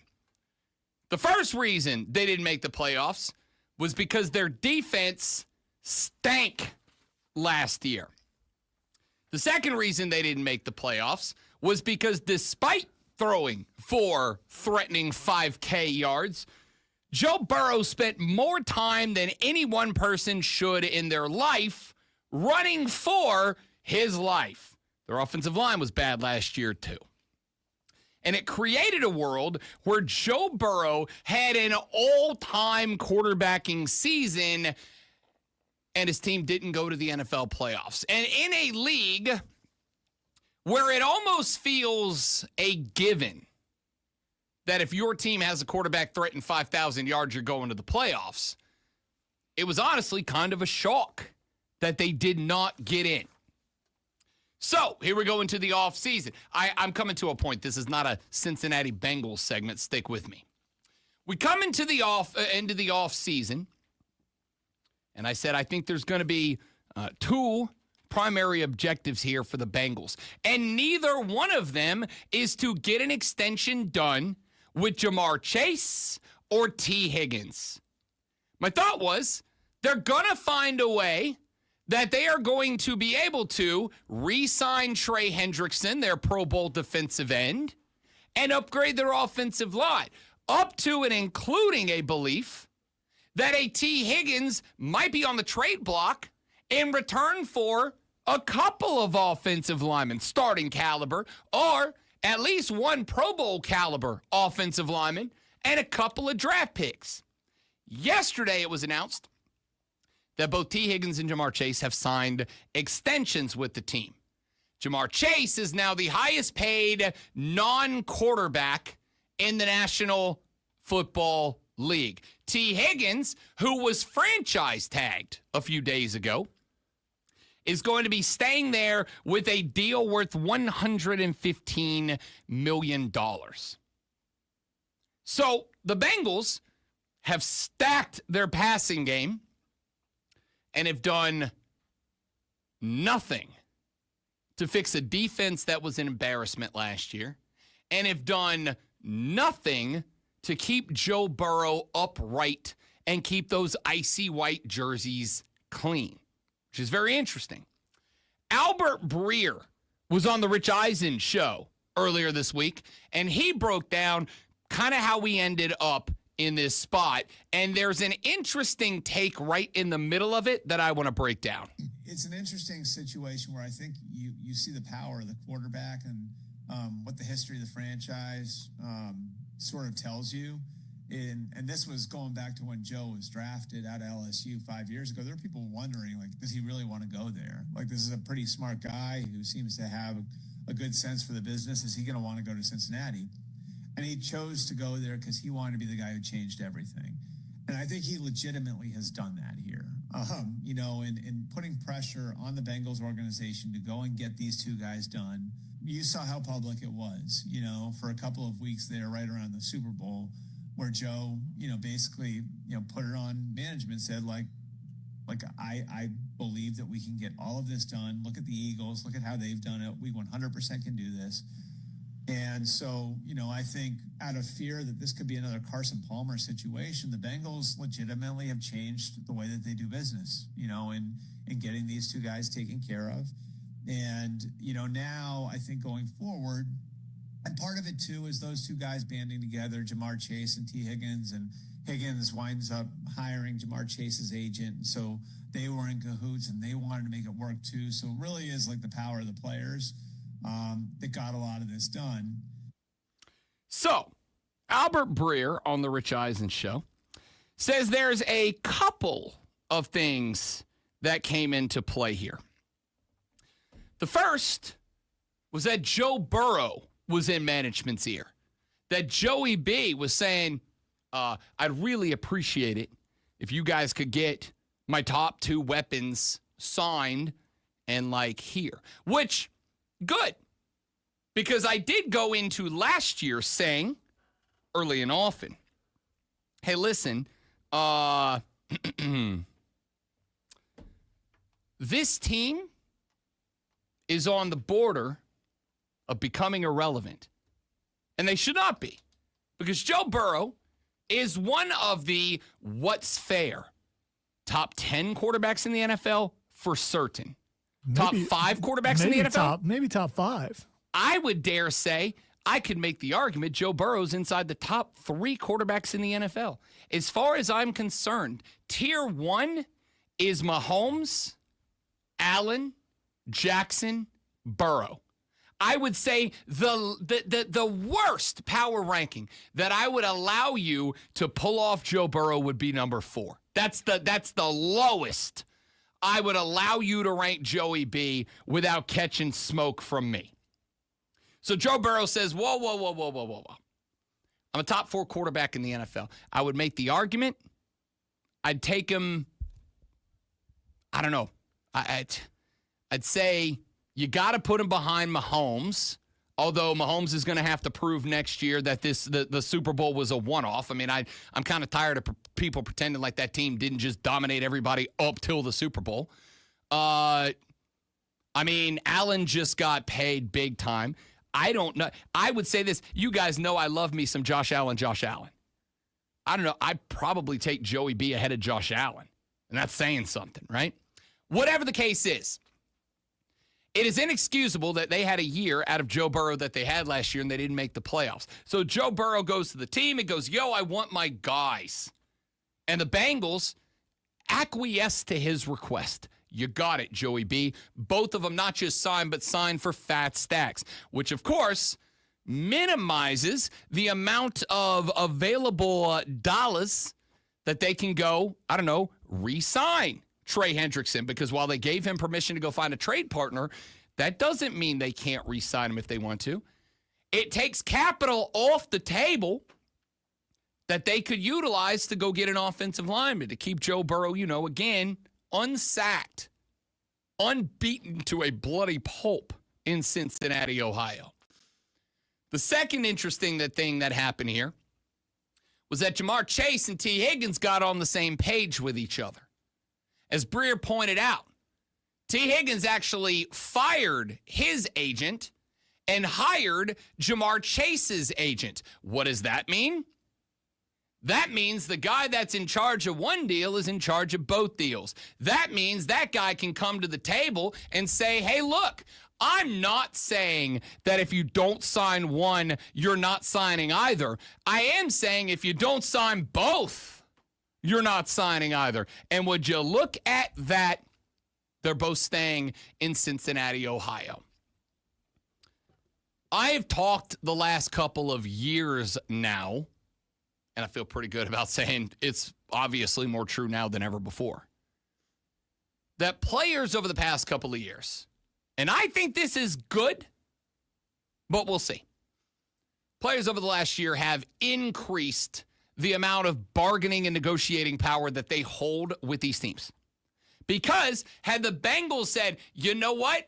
We don't feel like we're being, like we're going to allow ourselves. We are not going to allow ourselves to be held hostage here. So we're not signing either one of you. That's fine. Because some other NFL team would have said, oh, y'all boys then. Y'all want to ride together. Cool. We got room. We'll sign you both. And some other NFL's passing attack would have got a whole heck of a lot better. Maybe at the expense of a defense or an offensive line, like Cincinnati's, but somebody would have done it. And the problem therein lies that not only does your team get demonstrably worse, but it gets demonstrably worse and your top 4 quarterback in the league looks at your team and says to them, what are we doing? You just let my top 2 guys go be somebody else's top 2 guys? Nick Saban. What are we doing? What are we doing? Which means that a year or 2 or 3 or whenever it comes up down the line, when it's time for Joey B to decide if he wants to be a Bengal for life or not, Joey B might look at that same team and go, hey. What the fudge, guys? And decide he's out. And now all of a sudden, you went from having, yes, a very expensive passing attack, but a very expensive passing attack that was real good, to losing 2 of the top 7, 8, 9, 10 wide receivers in the NFL and one of the top 3 or 4 quarterbacks in the NFL. The Bengals had to get these deals done or the team would have imploded. Cincinnati would have been back to the Cincinnati Bengals of old. We would have taken the E away and put a U back in, and right back to the Bungles they go. They had to do this. And they had to do it because the players stacked everything in their favor by continuing to produce. Texter just said, wide receiver is the most overvalued position in football. The Patriots and Chiefs proved it. I agree with you wholeheartedly. Guys like Mahomes, guys like Allen, guys like Burrow can take guys that would stink with average quarterbacks, and they can elevate them to be Pro Bowlers. Yeah, but Burrow doesn't have that problem. Burrow does not have to do that. Yeah, those two receivers are not also Rans that would be bad anywhere else. Oh, they're top of the league guys. Like I said, I think you have probably 2 of the top 9 wide receivers in the National Football League on the same offense there. The problem is, in order to have those 2 guys, you have to sacrifice elsewhere. And for the Bengals, that's on defense and that's on the offensive line. You know, the 2 things that effectively kept them out of the playoffs last year. The problem is because the wide receivers and the quarterback are all boys. They're all buddies. They're all totes BFFs, you guys. They effectively said without saying, we play together or not at all. And if the Bengals allowed a quarterback in Joe Burrow to eventually walk because he looks at the team and he goes, you guys took away my weapons. You took away my guys. You let my guys walk somewhere else. So guess what? Deuces, I'm out too. And now all of a sudden, the Bengals not only don't have 2 of the top 9 wide receivers in the National Football League, but now they also have just watched a Hall of Famer walk out the door. Here's the fun part. There's not a damn thing the NFL teams can do to prevent this. Because on one hand, I want to build great chemistry between my quarterbacks and my wide receivers. On one hand, I want my quarterbacks and my wide receivers to have the type of relationship that Joe Burrow and T. Higgins and Jamar Chase have. On the flip side, this becomes a problem. This is an issue because these 2 guys wanted 2 of the highest AAV salaries in the National Football League to continue to be Bengals. And if they didn't give them to these 2 guys, there's a very good chance that Joey B walks out the door the first second he's got the opportunity. And you don't get Joey B's very often. You don't. This is a direct ramification of the NFL over the past handful of years, not just watching football at its highest level evolve into a quarterback game. The NFL pushed it to become a quarterback game. The NFL implemented rule changes to make it a quarterback-driven league, something we all agree that it is. So when you spend that much time and energy and effort making the NFL a quarterback-driven league, making football at its highest level a game that is dictated by the quarterback more than anybody else in the building, you run the risk of eventually a quarterback saying, look at me. I'm the captain now. I'm the general manager now. I'm going to pick the guys that I want. And if you don't get those guys for me, I'm gone. I'm out. See ya. And if a guy like Joe Burrow leaves, you got to get lucky as hell to find another one. You look at this NFL draft. We are now 40 some odd days away from the draft. And there is no one that has a genuinely strong feeling that Cam Ward or Shedeur Sanders or Jackson Dart or anybody in this class is going to be anywhere close to a Joe Burrow. So even if the texter's right when he says wide receiver is the most overvalued position in football, even if they're right, I'm here to say he is right. She is right. That individual, that texter is correct. I will agree with that. The problem is that quarterback is the most valuable position. And if a quarterback gets on a page and goes, these are the dudes I want, these are the dudes I'm going to play with, and if you don't hook it up so I play with them, then I'm out. your entire franchise walks out the door. Because, again, Joe Burrow is one of the top 4. And the fall off, I would argue, from quarterback 4 to quarterback 5 is massive. As a player guy, you okay with this? Because that's kind of them. I mean, they don't have to sign those contracts. They but sure still. don't. They sure don't. Bengals don't have to offer. This is kind of one of those spots where I'm like, hey, if you're Cincinnati and you're going, that's too much to ask. You don't get to push us around like this, Jamar, T, and Joey B.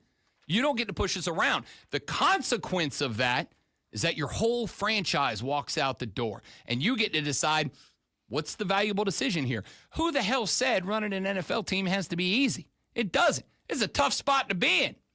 But do you want an offensive trio that's going to give you 5,000 yards to the air and figure it out somewhere else? Or do you want to have a stacked O-line, a stacked defense, and Russell Wilson as your quarterback? I'll let you decide. You know what I will also let you decide? If you should stick around for the next 60 seconds for Alonzo Sports Flash, you should, because it's going to be amazing. Yeah, all those factors you just made, none of them went to the Super Bowl or won it. Well, Russell Wilson did a long time ago. First tournament win in the 2025 NCAA Championship Tournament belongs to Alabama State, who hit a game-winning layup with 0.7 seconds left to knock off St. Francis 70-68. The Hornets had 16 from Amar Knox, 11 from TJ Madlock, and 10 from CJ Hines. In the win, Alabama State will move on to play number 1 overall Auburn in the first round. North Carolina was one of the most criticized tournament bid earners in recent memory, but added to their argument with the first 4 win over San Diego State, 95-68. R.J. Davis led all scorers with 26, followed up by Seth Trimble's 16 and a dozen from Van Allen Lubin. UNC will play Ole Miss in round 1. Make sure you tune in tonight at 7:30 as the Furman Paladins take on North Texas in the NIT.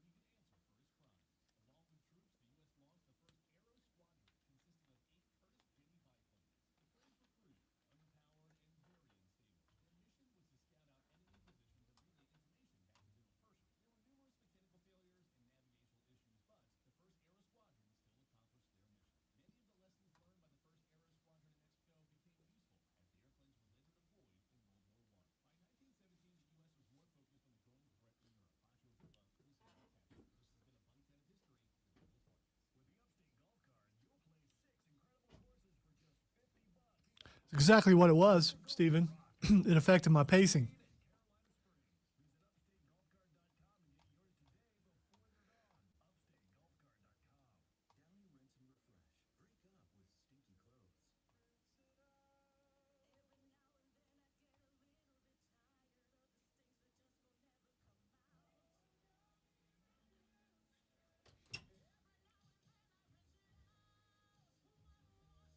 Yeah, I saw it. Incredible. I'm surprised you haven't ordered some of those horns yet. But they work really well with headphones. You could probably put them. Well, it's actually like a hair band thing. So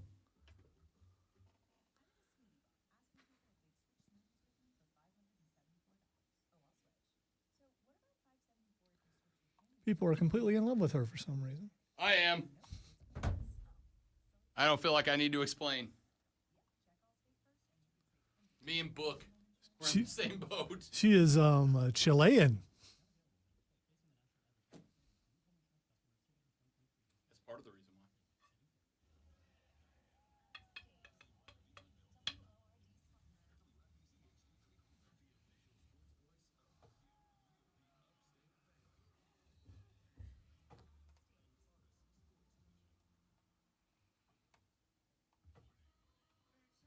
Stop rolling. Pick a side.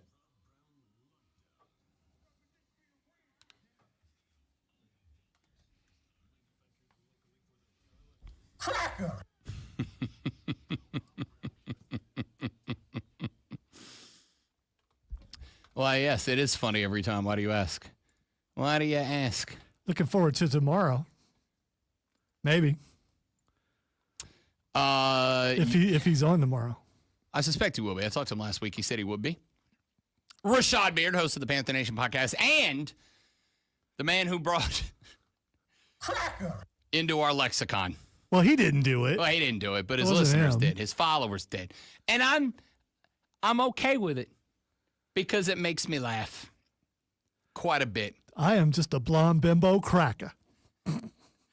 We're making it worse on ourselves, if we're being honest. All right. Ladies and gentlemen, welcome back. Hour number 3 of the Rob Brown Show underway. Rob Brown, the great one, Lonzo, and you. Rob, look at how many people are watching right now. Nice.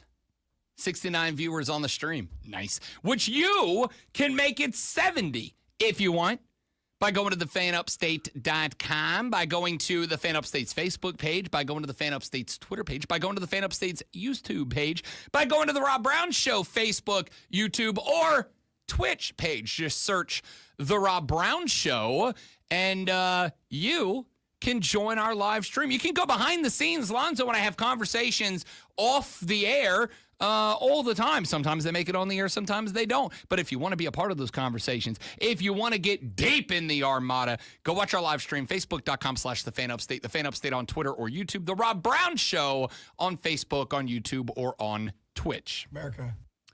I wish I would have pulled the clip now. I did not, and I am mad at myself for it. But Julian Edelman yesterday on their pod told Rob Gronkowski that the 69th overall pick in the National Football League draft belongs to the New England Patriots. And Gronk, after he was done giggling like an absolute schoolgirl, said, I feel like I have to go make that pick, right?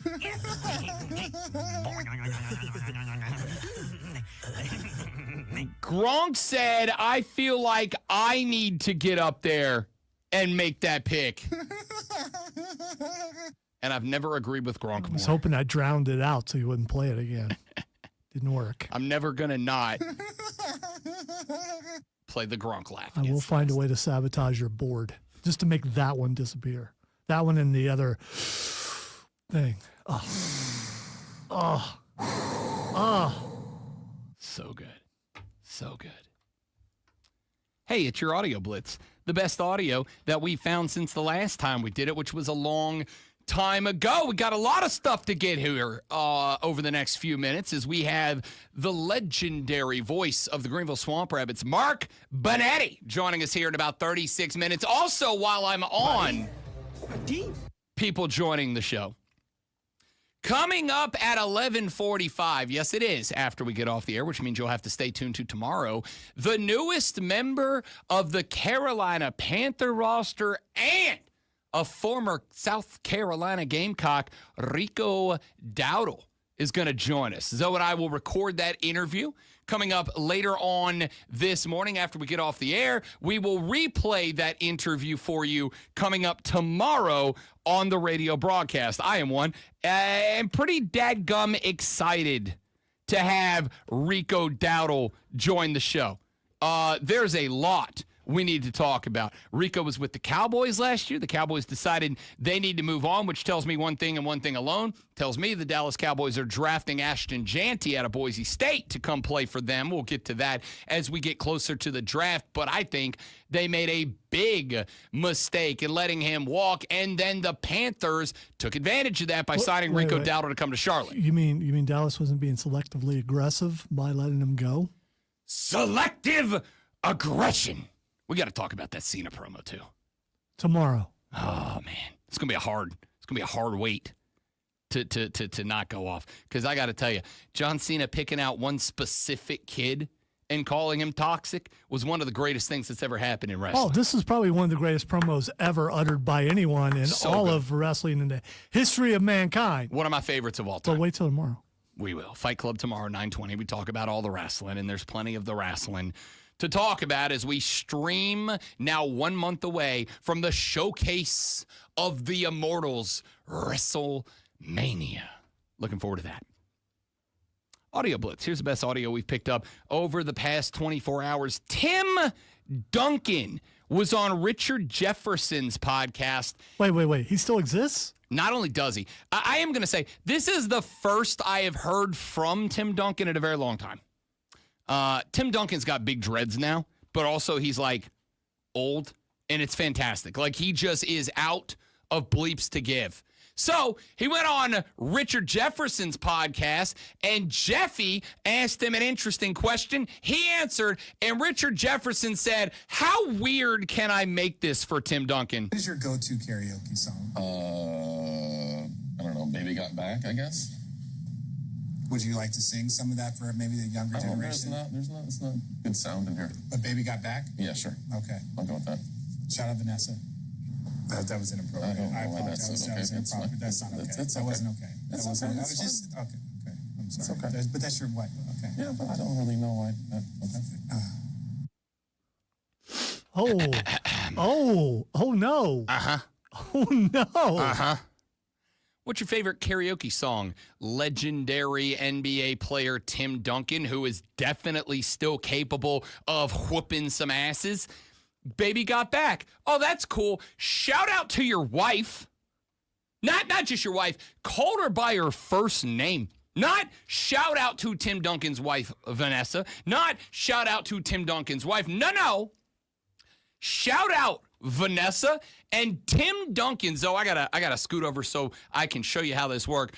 Dunk was kind of like doing the podcast thing where he's just kind of like looking around answering questions, and Jefferson goes, "Shout out Vanessa," and Timmy D goes, and just gave him the look. Yeah, that's about right. Just gave him the look. Shout out to your wife, but only as her first name. Spectacular. And Richard Jefferson already sounds kind of nerdy anyway. He always has. He's in his like 3-piece suit with the vest and everything. He kind of nerd grumbled. Yeah. Like, Speaking of wrestling, he turned into Byron Saxton for a minute. There you go. He turned into Byron for just a second. I'm a Bill Rafferty guy. You a Bill Rafferty guy? I love Bill Rafferty. Rafferty's a great NFL talker. Didn't he sing Baker Street? Not that guy. Different Rafferty.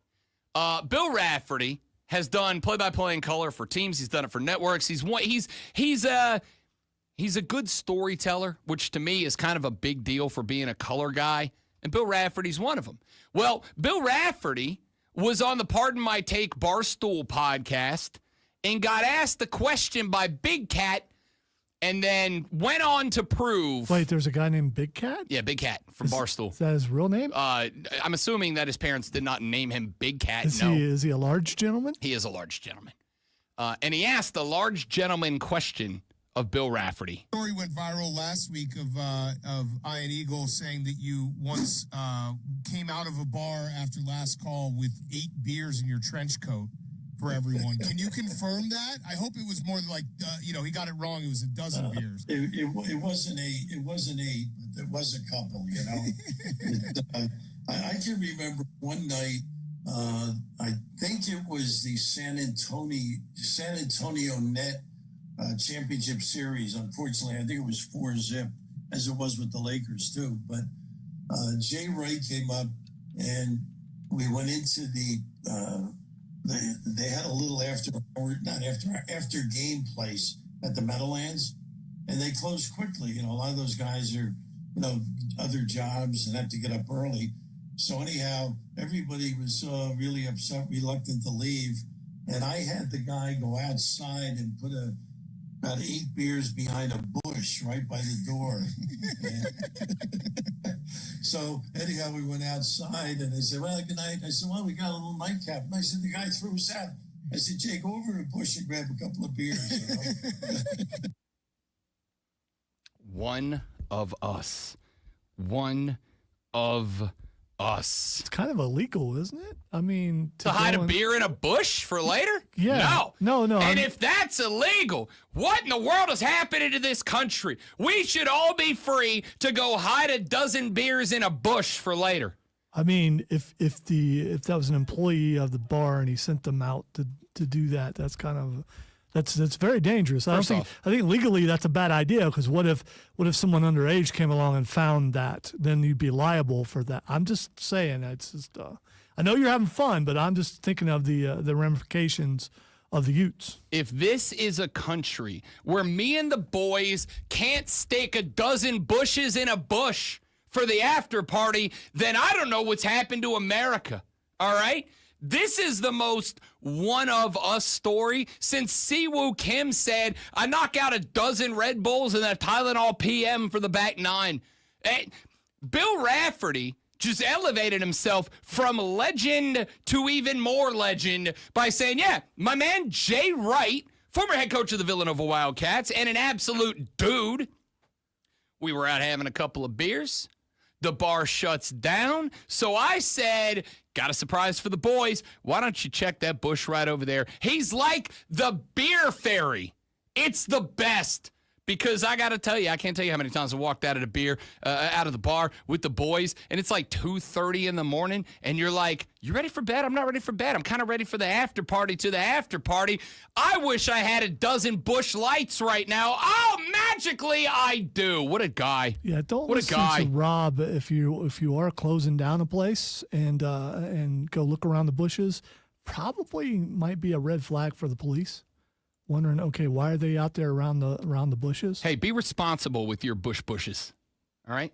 If you're going to have a bush, be responsible with your bush, is all I'm saying.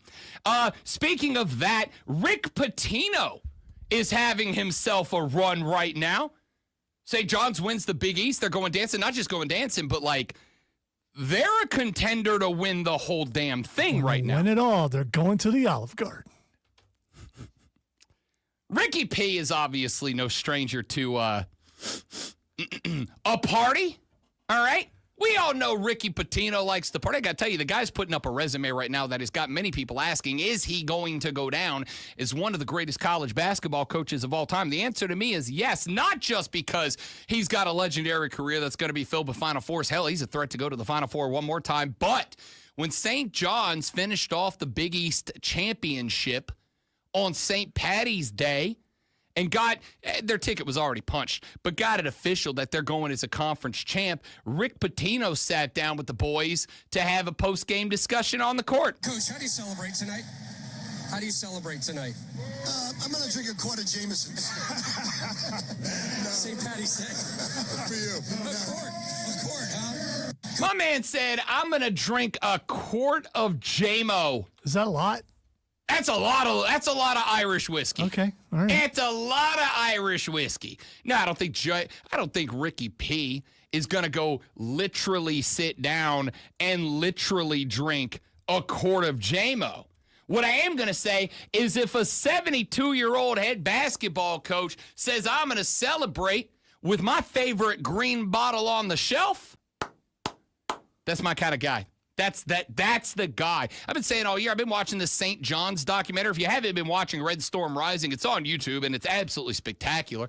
Rick Pitino has been dropping bite after bite after bite, speech after speech after speech. Rick Pitino's got me, a guy who has absolutely questioned some of the decisions he's made both on and off the court year after year. I've said a couple of times, and I'll say it again now, if I got a young man coming up through the high school ranks, definitely going to play D1 college basketball, I kind of want him playing for Rick Pitino right now.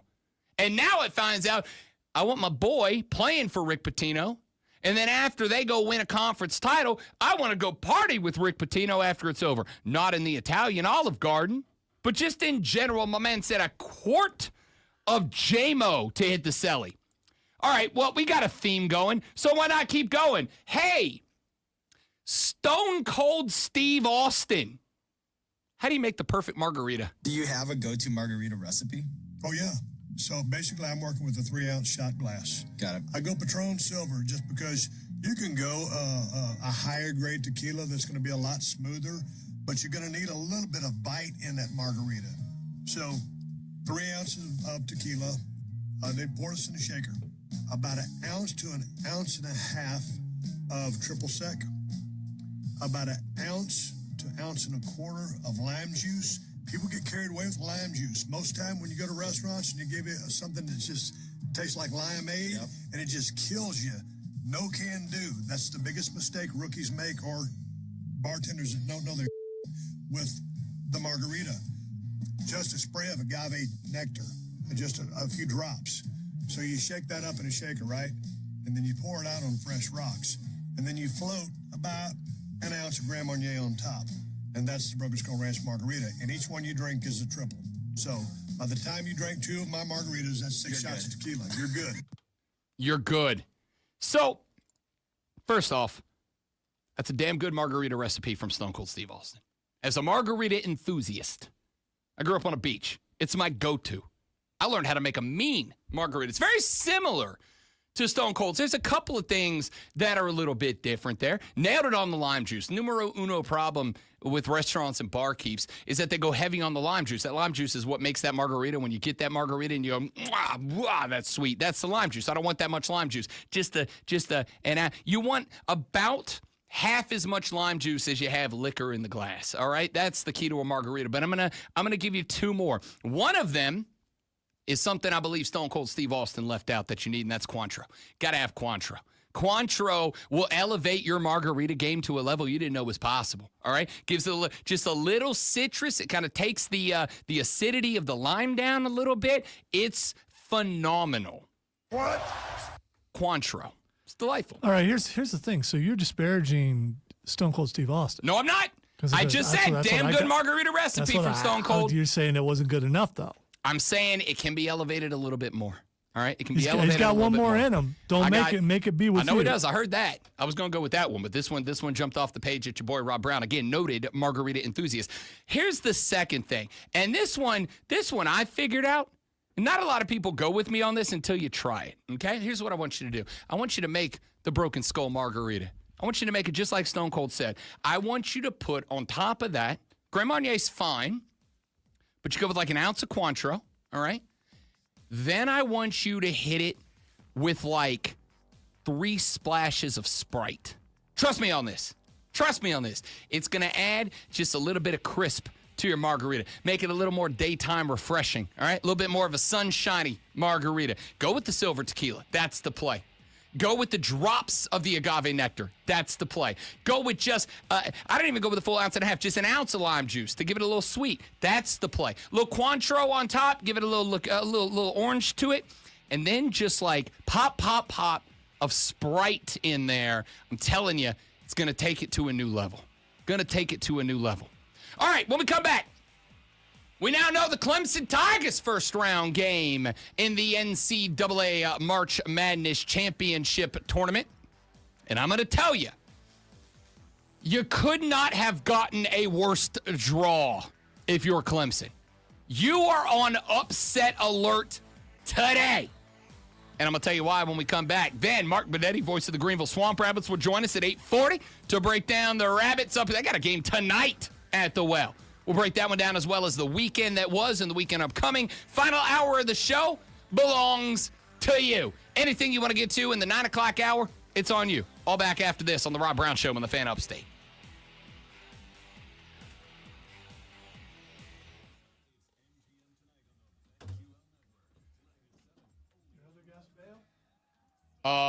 Haven't heard back from him. So if he joins, it'll be at 9 o'clock.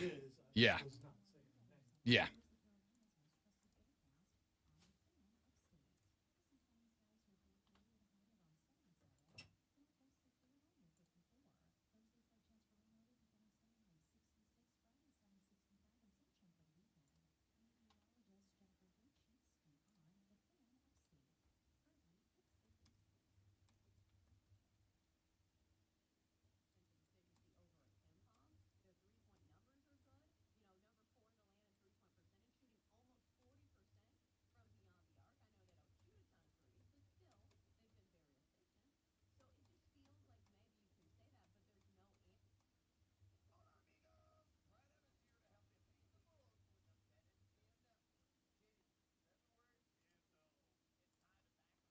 Give me 30 seconds, guys. I'll be right back. See if I can line up a last guest. Y'all set right there.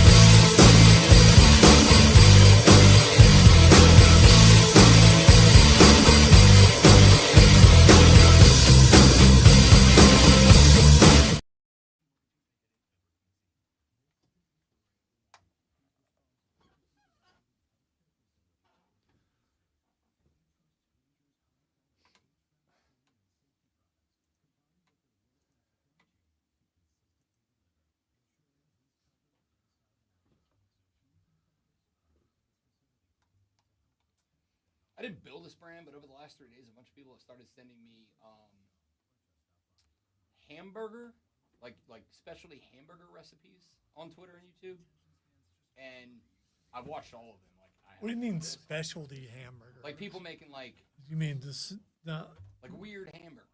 Okay, all right.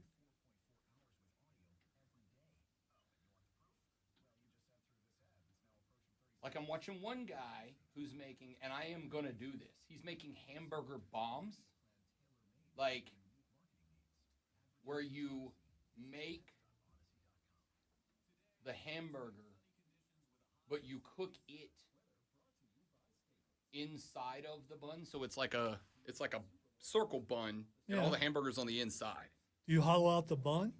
No, so you cook, like you put the hamburger inside of the bread and you bake the whole thing together. Okay. So everything cooks, all the hamburger stuff cooks inside of it. What about the grease? Everything's inside of it.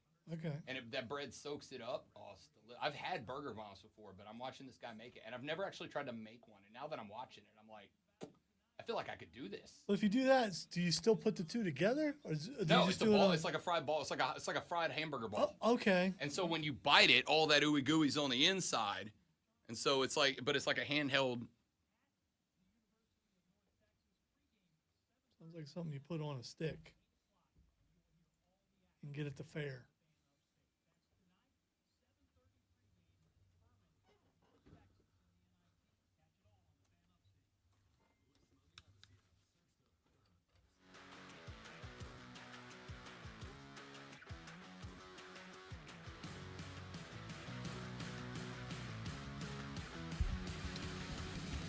Clemson Tigers have their most successful Atlantic Coast Conference basketball season of all time.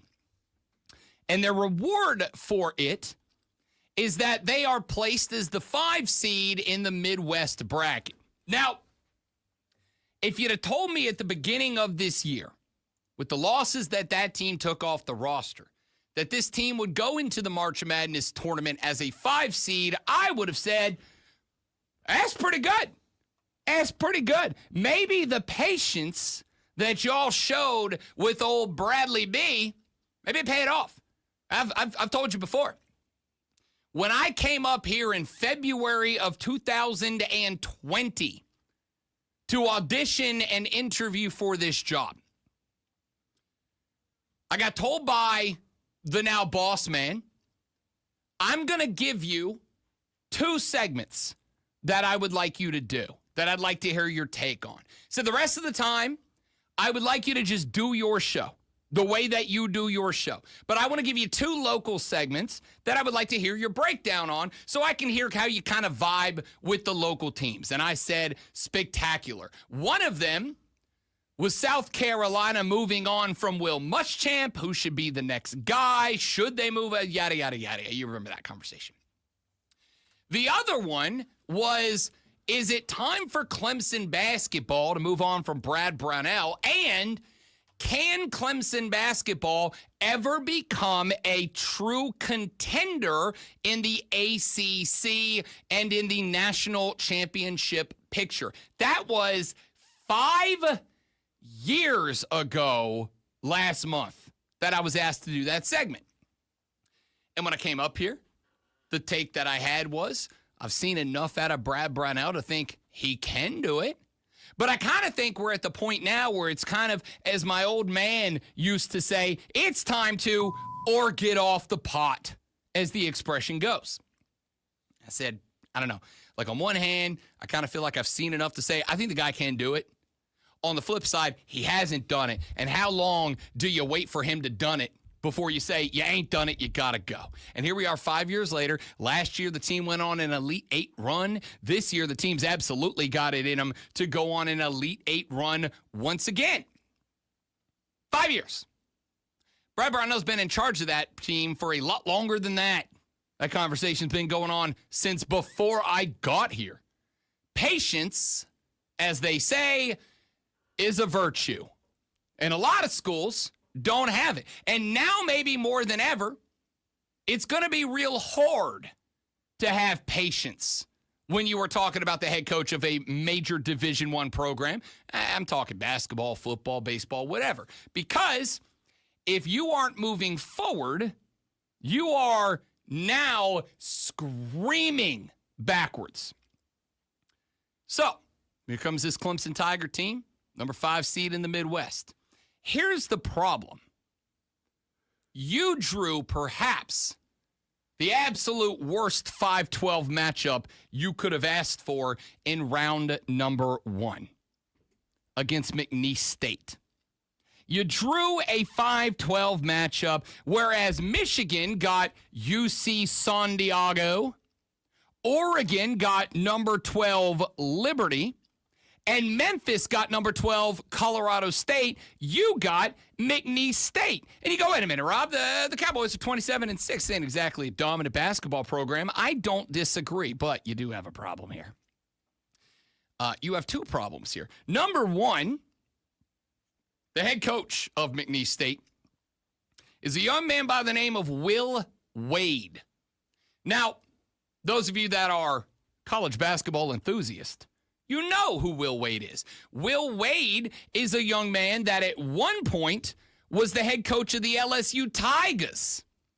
Will Wade was dismissed from the LSU program back in 2022 because they found recruiting infractions, including Will Wade discussing an offer to pay a recruit. It was overheard on an FBI wiretap. Will Wade described the payment as a, and I quote, strong-ass offer, end quote. He was also caught on the wiretap saying, I'll be honest with you, I'm tired of dealing with the thing, like I'm just sick of dealing with this should not be that complicated. The very next day, LSU announced he was indefinitely suspended amongst an FBI probe That pro found some more stuff later on. He was dismissed. Now, yes, Will Wade broke the rules that were the rules. Here's the thing. The year before that, Will Wade had taken the 2021 LSU Tigers, who before he got there were bad at basketball, to the championship game of the SEC tournament. He earned them an 8 seed in that tournament. He was terminated March 12, 2022, before he was able to guide the Tigers through that tournament. Will Wade is a guy who was very clearly breaking all of the rules.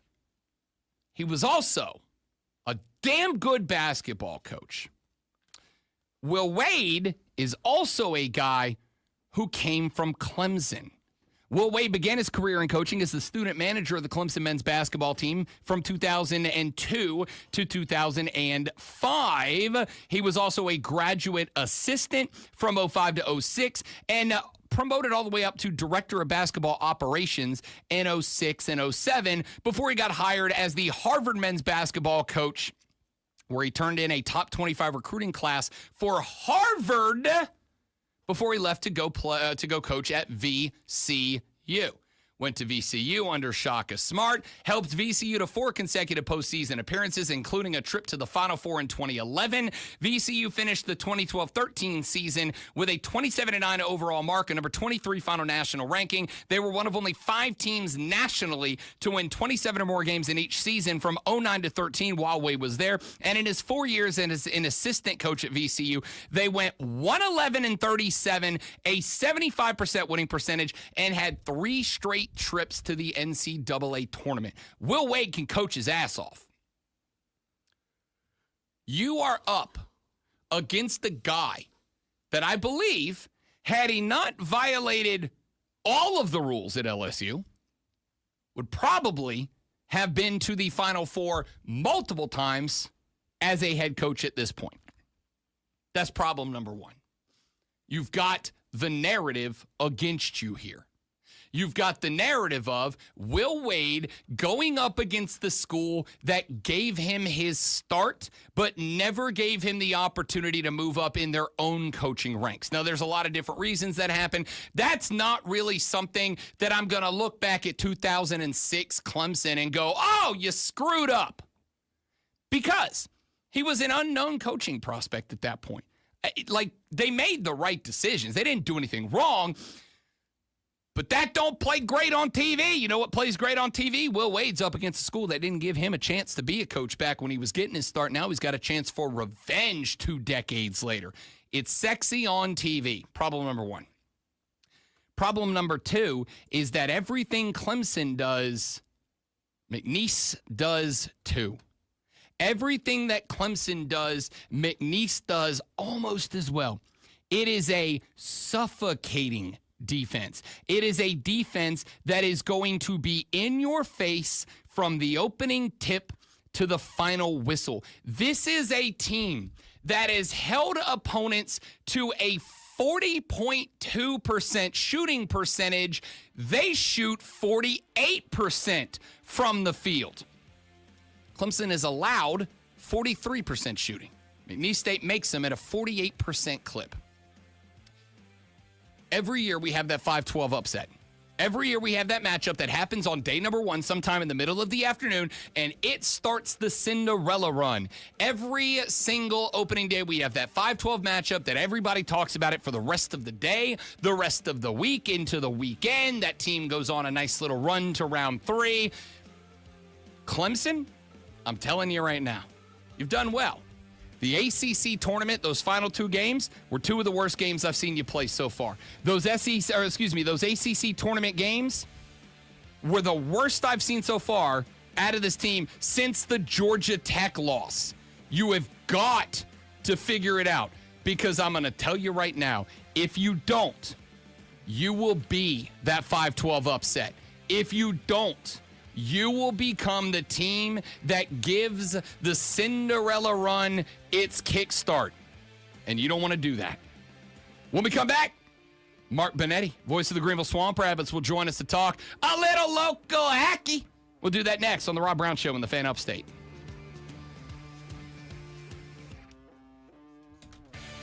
All right, guys, we're going to step away to get Benetti set up. Y'all stay right there. We'll be right back. Please don't go nowhere.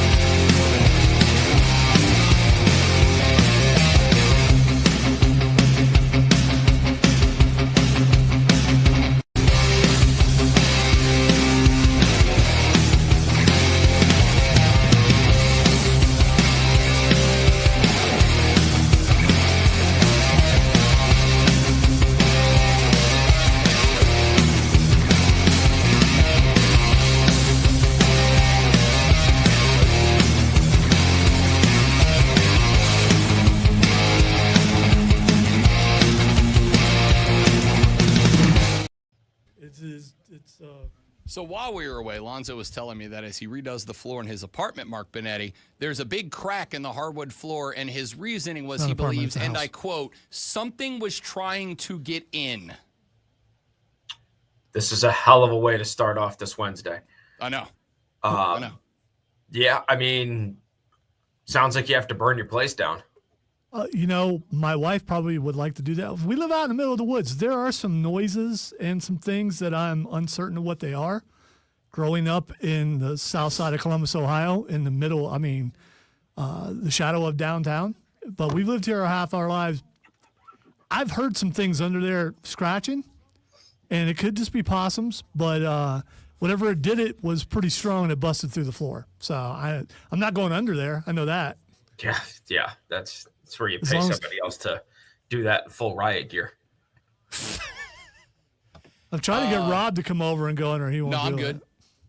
I will tell you, Mark Benetti, when I say Lonzo lives on a compound, it is like the definition of the word. Whatever you think of when you hear compound, that's where he lives. If you get back there accidentally, because that's the only reason No one's to get ever back gotten there. back there accidentally. Yeah, if you go back there, you're like, oh, I need to leave now. Yeah. So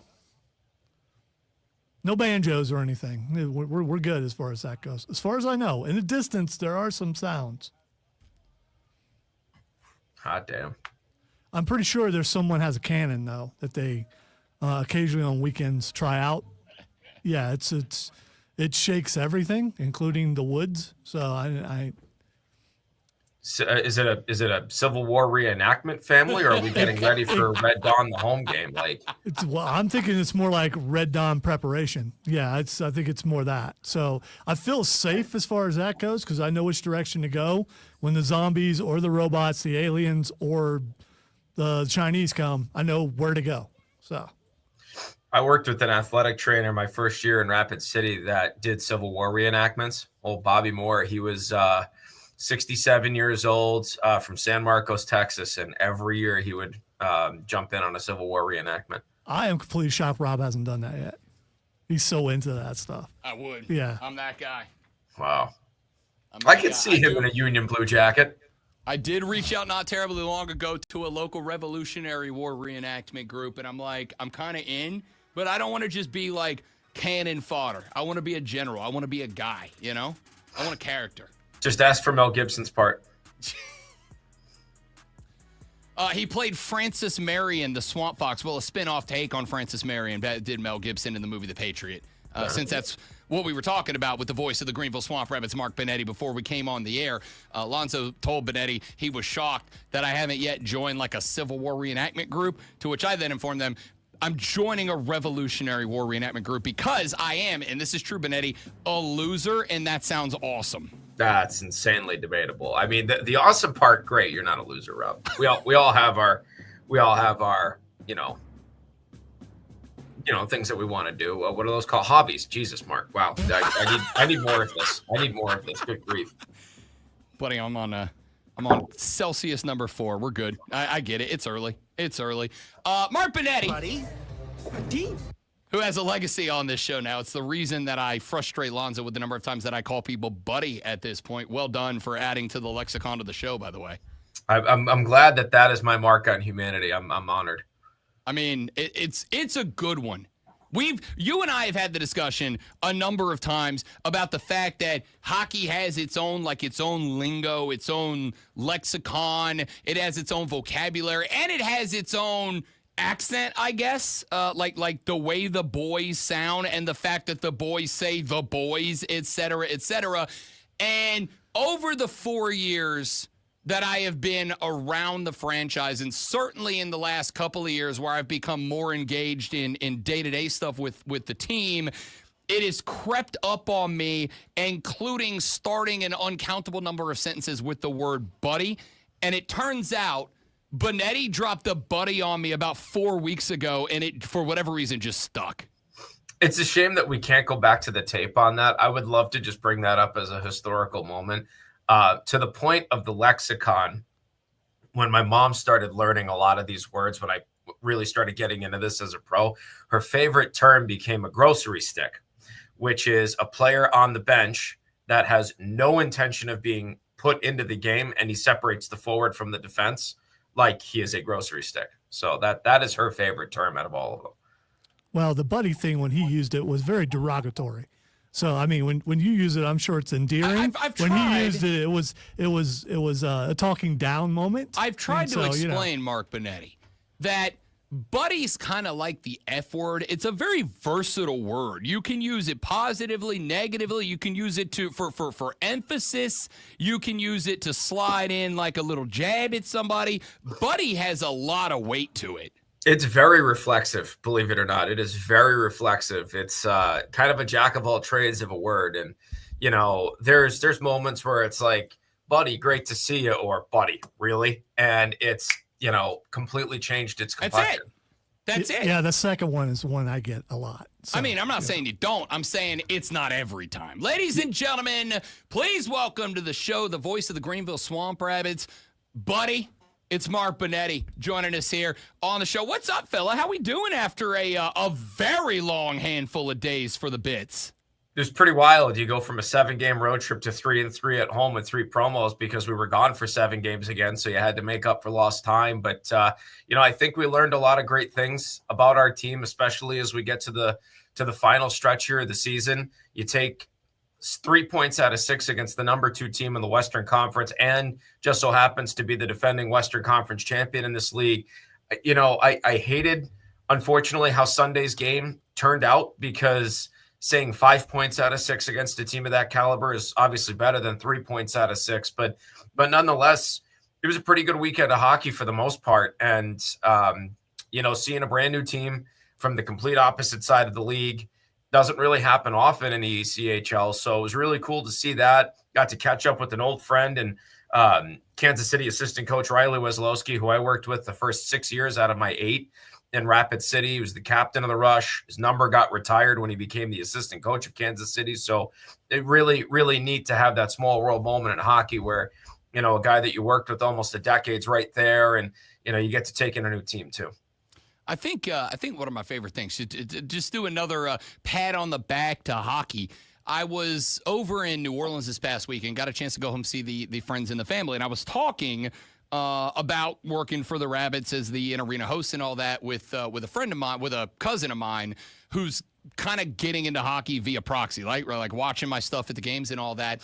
And we were going through some of the Four Nations face-off stuff, the USA-Canada match, and there's an angle from one of the games where, like, fight number 3 in those first 9 seconds, from across the rink, you see a couple of the guys on Team USA and Canada, and they're, like, standing there with arms around each other's shoulders and, like, patting each other on the head. It is the only sport where 2 guys will try to knock each other's teeth out of their heads, and their teammates are like, what a fight, eh? Like, it's the best.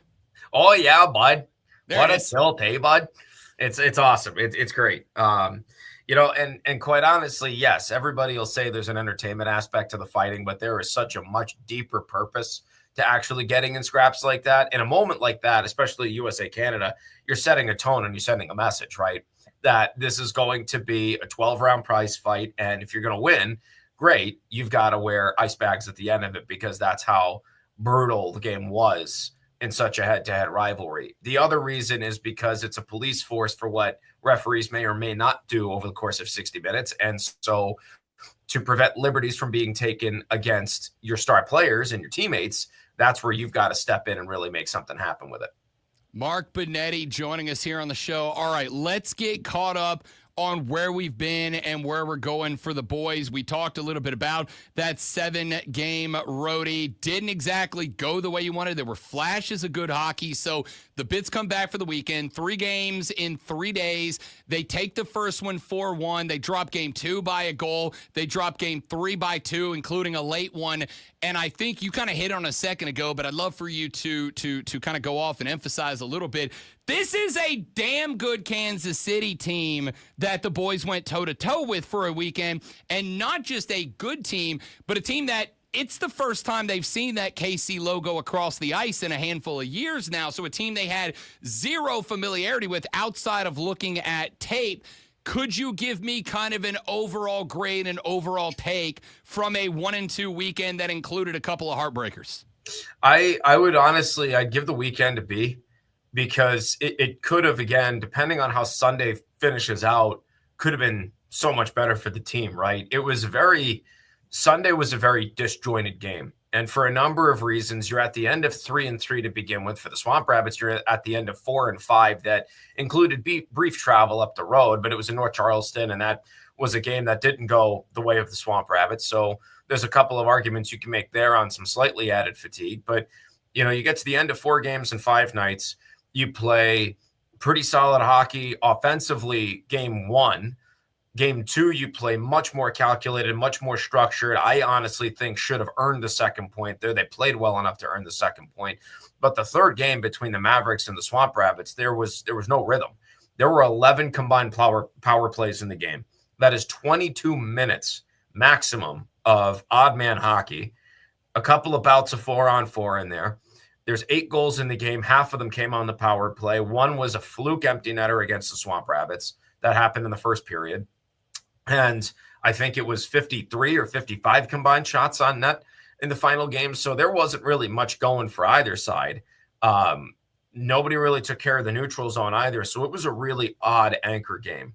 But, again, sometimes they don't ask how you win. They ask if you did. Kansas City got to answer that question, unfortunately, for the Swamp Rabbits. But even if the Swamp Rabbits come out with 5 out of 6 points, that's a heck of a weekend against, like you said, a very top team. So I think the team learned adjustments within a series against a brand new opponent. The coaches do a phenomenal job of the due diligence and preparing with film and preparing statistically and analyzing certain trends in this and that. But it's completely different when you have live ammunition. So for Coach Mountain and Coach Dowda, it's a huge test to, okay, game 1 shows your preparation. Game 2 shows how can you finagle things within the series? And then game 3 is where's the gut check? Where's the will? How do you get that rubber match, so to speak? And so I think we saw a lot of things in that series, but ultimately I think the Swamp Rabbits played well enough to take 5 out of 6 points, but unfortunately they couldn't. So talk to me a little bit about this series, because I know, especially now as we are getting into the back third of the season, we're getting to the point where points are at a premium, even when you are playing top-notch competition from across the entire ECHL. What is, if anything, do you think the lesson, the number 1 or 2 lessons that this team will take with another home game tonight against a very good Florida Everblades team, on the road Friday night, going to play again against the Stingrays in South Carolina? What do you want to see this Swamp Rabbits team take away from a tough, a battle-tested weekend and put against a couple of divisional rivals over the next 2? Protect the neutral zone, because Kansas City was a lightning-fast team. They came out the first 5 minutes of Friday night swinging, and the Swamp Rabbits didn't give anything up, thankfully, but that was an onslaught. And I think despite the preparation of the team, Coach Mountains even said it himself, I think the speed of Kansas City kind of caught them by surprise a bit. And Jacob Ingham had a night 50 saves on 51 shots and what ended up being his 100th professional game. That's a career high for him. A heck of a milestone, well celebrated, and a win well earned. But then you saw that change in game 2. The Swamp Rabbits suffocated neutral ice, and anything that Kansas City earned was either on the power play or was either on a breakdown.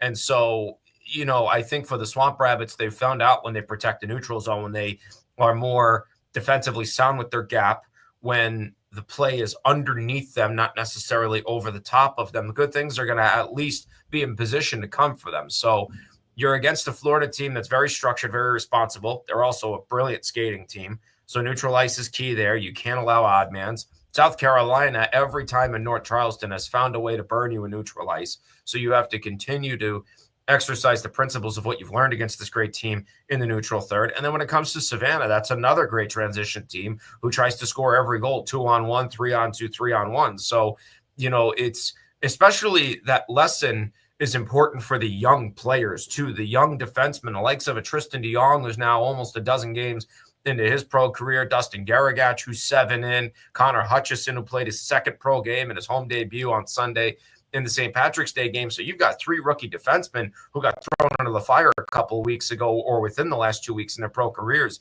It's a huge lesson of when the play's in front of you, obviously you're in a better chance to defend it.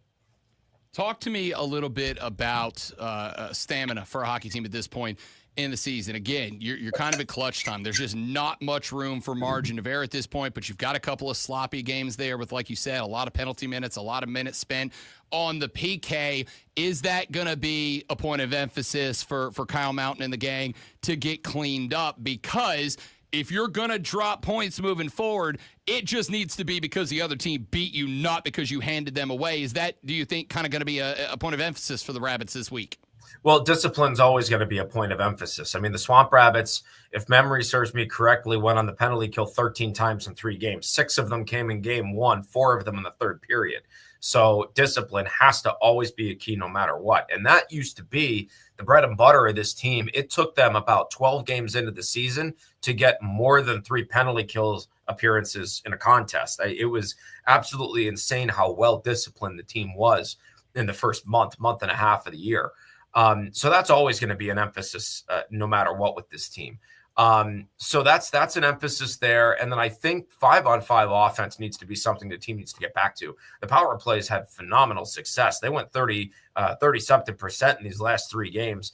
You look at game 1, they went 2 for 3. Game 2, they went 2 for 4 in game 1, 1 for 3 in game 2, and 2 for 7 in game 3. So, I mean, that's a 38.6% scoring clip, I think, if I did the math right. I mean, 5 power play goals in 3 games is insane, but 5-on-5's got to be able to pull their weight. You can't always rely on the power play no matter how red hot it is. So I think special teams and 5-on-5 is your key. You stay out of the box, continue your excellence on the power play, but then the way that the game is meant to be played 5-on-5 is the most important way. You've got to find a way to score goals. Mark Benetti, voice of the Greenville Swamp Rabbits, here on the Rob Brown Show and the Fan Upstate. 1 or 2 more for you before we let you go, Mark. The next thing I really wanted to hit on, as we are kind of looking for the silver linings here, I think we've got to talk about the goaltending, because defense has given up, unfortunately, higher quantities of shots than we'd like. But you had Dryden McKay, who had such a heater that Ontario called him up. They send Jacob Inge back down to us. He goes 50 saves on 51 shots, which was impressive. If there is a highlight for this team this year, it has been the fact that the boys between the pipes, and I will simply say netminders so I don't call them by the wrong name, Mark Benetti, have been good for this team. I think it's now just a matter of let's get those last 3 guys ahead of them, kind of on that same page, and let's start pushing the puck back the other way a little bit more regularly. Yeah, Jacob Bingham, again, he's certainly earned it Friday, and to hear his story too. I mean, the guy had 2 season-ending surgeries very early in his career, one on his leg, one on his back, missed a whole season because of the latter one, and battled his way not only back to earning an NHL contract again with the LA Kings last season, but then to get to 100 games in 5 years. He even joked with me. He said, wow, it took me 5 years to get that far. But, very well earned on his part, 50 saves on 51 shots. And again, he played well enough on Sunday to help the team in front of him. If the game on both sides wasn't so disjointed with the special teams appearances, both for and against the Swamp Rabbits, or just some fluky transition plays too, maybe you're talking a different story. Pierce Charlson made his pro debut on Saturday, and he did what every goaltender is expected to do, and he gave the team a chance to win. 21 saves on 24 shots, and unfortunately, the puck bounced off the defender the wrong way in overtime. Otherwise, that guy's celebrating a win that he'll never forget because it's his first one as a pro. Colby Hay was very patient this whole year. He finally started to string together starts. He had started 5 out of 8 at one point. In his first 2 starts, he gets 3 out of 4 points for the team, including his first pro win against Atlanta on February 23rd. And then, like you said, Dryden McKay was the workhorse. He had gotten to a point before his call-up where he had started 8 out of 10 games and had a dozen wins on the season. He still led the Swamp Rabbits in that category for so long throughout this campaign. So, the goaltending has, for the most part this season, been there. It's everything else that's really needed to build the consistency around. But you've got to really tip your cap to the last line of defense for this team, because no matter the situation, even good, bad, or indifferent, they've been able to try and put the team in a chance to win. Mark Bonetti is the voice of the Greenville Swamp Rabbits. The Bunnies back in action this evening. A little Wednesday night midweek hockey taking on the Everblades. They'll be on the road Friday against South Carolina, back home to take on the Savannah Ghost Pirates on Sunday. Bonetti kind enough to join us on Wednesdays at 8:40 to talk a little local puck stick. Appreciate you, big dog. You absolute icon of stage and screen. Thanks so much, guys. I appreciate it. Like you said, time's of the essence here. The Swamp Rabbits elimination number, unfortunately, 1. So any loss tonight or any Orlando point gained in their game this evening, that'll be the end of it. So, it's really, really, really crunch time right now. Should be a fun game tonight. Should be a fun game. Let's get the well-packed, make a little noise for the boys. Bonetti on the call, as always, my man. Thank you, big dog. Talk to you this evening, as a matter of fact. You got it. My guy. Mark Bonetti, voice of the Greenville Swamp Rabbits. Lonzo. Buddy. It's so good. It works at everything. Watch this. Watch this. Buddy. Lonzo Sports Flash. I don't know. Transition could have been better. Buddy. It could have been.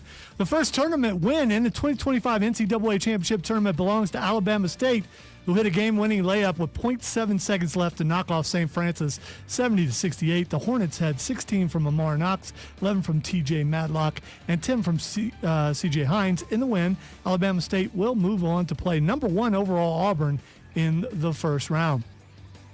North Carolina was one of the most criticized tournament bid earners in recent memory, but added to their argument with the first 4 win over San Diego State. It's hard to read. It really is. 95-68. RJ Davis led all scorers with 26, followed by up by Seth Trimble, 16 and a dozen from Van Allen Lubin.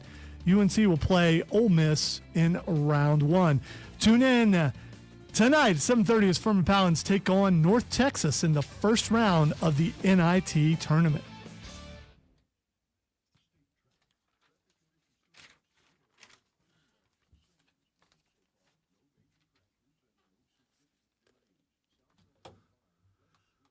Blame the writer.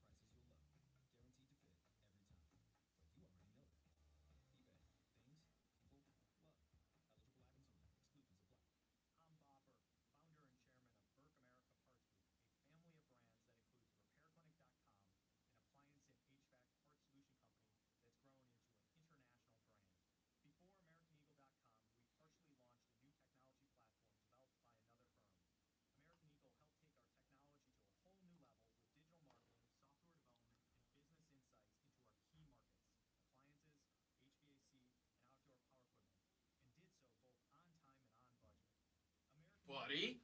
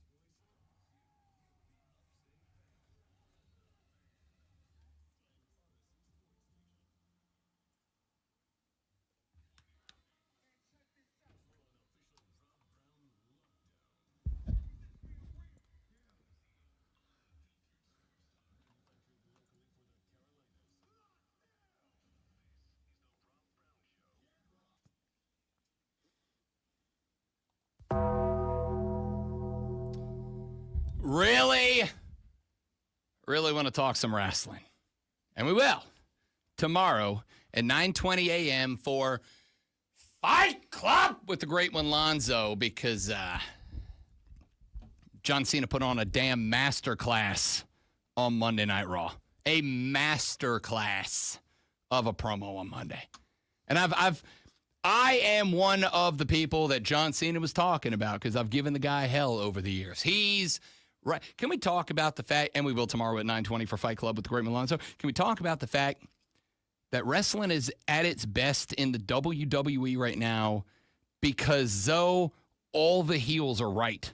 McIntyre's got a point. Seth Rollins has got a point. Kevin Owens is right about everything. And now John Cena has a point even after a massive heel turn. All the heels have a point. It's that classic. You forgot the female in there. Rhea Ripley? No, I don't know why. The glow. Oh, Naomi's got a point. Yes. You're exactly correct. In fact, I put that tweet out, I think last week, and I included her in it. Naomi's right, too. Like, it's at its best because it's real right now, right? Like, the storylines, you're like, it's kind of that classic Big Lebowski take of, you're not wrong, you're just like, you're right, you're just being a jerk about it. If you weren't being a jerk, I'd be fully in your corner. I am fully in Kevin Owens' corner, just so we're clear. He's absolutely right. All right. We got a lot more we got to get to, a lot more we got to talk about. But before we get into the sports, I'm gonna say this one more time again. Because the NCAA tournament fires up tomorrow. Now, I've been out the last 4 business days. But I was driving home yesterday from a little vacation with the extended fam down in New Orleans, Louisiana. The lady and I decided to save ourselves some cash and just make the drive. So we're driving back yesterday, and towards the end of our extended roadie, I clipped on in, as I do every afternoon, to Wire with Diesel and Cole Bryson, who I love as brothers. I do. They were talking a little college basketball, a little bracketology. And I thought to myself, you know what? There's an opportunity on the table here because I believe that iron sharpens iron. I believe that competition is what brings out the best in us. Lonzo and I are living proof of that. I came up here in year number 1. We found out that there was Lonzo already knew this, so I should say I found out about the South Carolina Broadcasters Association. I found out that every year they hand out a trophy for the Sports Talk Radio Show of the Year. And I told Lonzo I'd like to win that, like multiple times. I would like to start a dynasty.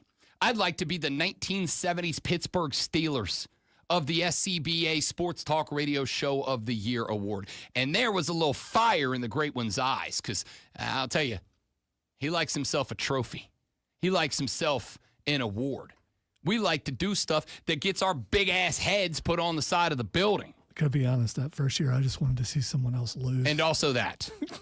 Competition brings out the best in us. It brings out the best in everybody, even if you don't think it does. Then he no-showed, so we couldn't look in his eyes. Didn't need to.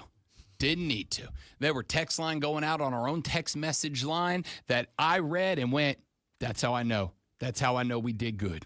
Okay? And every year since then, Zoe and I have said, if we don't win that award, it's a failure. There was 1 year we didn't win it. 1 year. And I hung a red sequin jacket right over there over the window for 365 days. So we had to walk in, and the very first thing I saw was a shiny, glittery example of our you failure. could see that thing from the road. You really could. When the sun hit That's it a not a certain joke. way. Yeah, it was. I didn't even get to walk in the door. I turned onto our street, and we could see the shining, glittery illustration of our failure. And Lonzo and I went nose to the grindstone and put in the work. And what we do, we went back to Columbia, South Carolina the next year, and we picked up our hardware, and we said, never again. If we're ever going to lose this award, it is going to be because somebody stepped up and just beat us. We walked in there like a couple cowboys. That's all I'm saying. Damn right we did. Look real good doing it. If we ever don't bring that crystal home, it's because somebody beat us. It's going to be somebody that turned in a demo, because when they bring you up and you do this, we all turn in a fight. You get to turn in a 5-minute demo reel, and then the judges, they go find your stuff and listen to you, right? They go find your stuff and say, all right, that's the best. Let's go see what else they got. And they tune in. You never know when or where or how the people who make the determination about who's bringing that crystal hardware home are going to listen. So you got to bring it every single segment, every single day. And Zoe and I, every single year, we go, we don't win that trophy. It's an abject failure. If we are going to lose, it's going to be because somebody turns in a demo reel and we go listen to the show and go, gosh dang, they're really good. Now we got to up our game to get back on top. Competition breeds excellence. That is a belief, a core belief, maybe the core belief of this show. Well, in the afternoons from 3 until 7 o'clock, there's a little show right here on this very, very station named Wire to Wire with a couple of young men who are excellent broadcasters in Cole Bryson and Diesel. They're my guys. They're my dudes. They're my dogs. They're my boys. I want to beat them just like I want to beat everybody else. They want to beat us just like they want to beat everybody else. Now, we're like the SEC in basketball.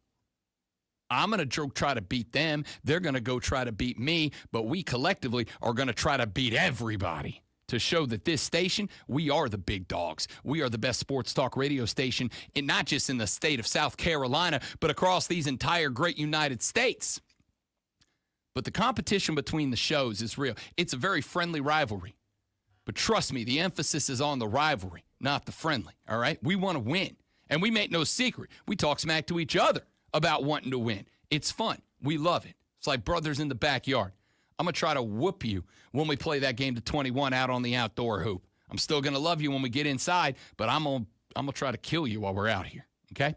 So, I made a determination as I was driving back to the crib yesterday, listening to the boys talk a little bracketology on Wire to Wire last night, because I had been asked a number of times over the past week or two, hey, Rob Brown, are you going to do another Rob Brown Show bracket challenge like I do every year? And the answer was, yes, I'm absolutely going to do a bracket competition for the Rob Brown Show. But I decided yesterday we're going to up the game a little bit. We're going to take it to the next level. Because here's what we're going to do. Me, Lonzo, and you, the Armada, all right? And if you're one of the few, the proud, if you're an Armada member and you're a Tolo, you're listening in the afternoons, you're listening in the mornings, you can pick a side, or you can be like Switzerland and just play it down the middle. I'm good with whatever. But if you're an Armada member, if you're one of the folks that you're here with us in the morning all 4 hours every single day of the week, here's what I need you to do. I need you to do one of three things. Go to the Facebook page at facebook.com/thefanupstate. Go to the Twitter page, twitter.com/thefanupstate. Or drop me an email, rob.brown@thefanupstate.com.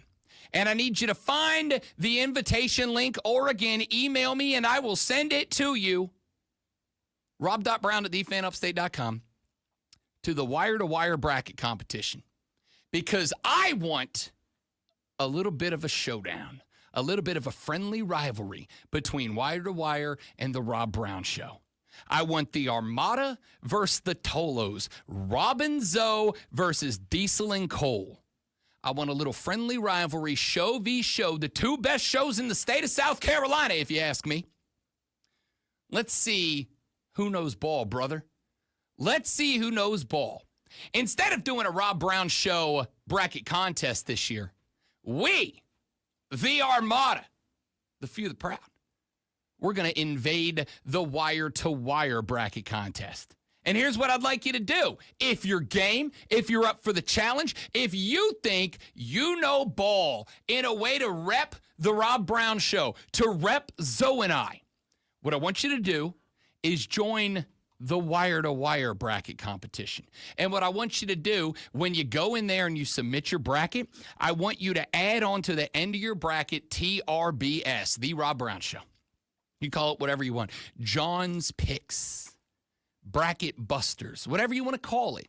But just on the end of whatever you call your bracket, just add TRBS.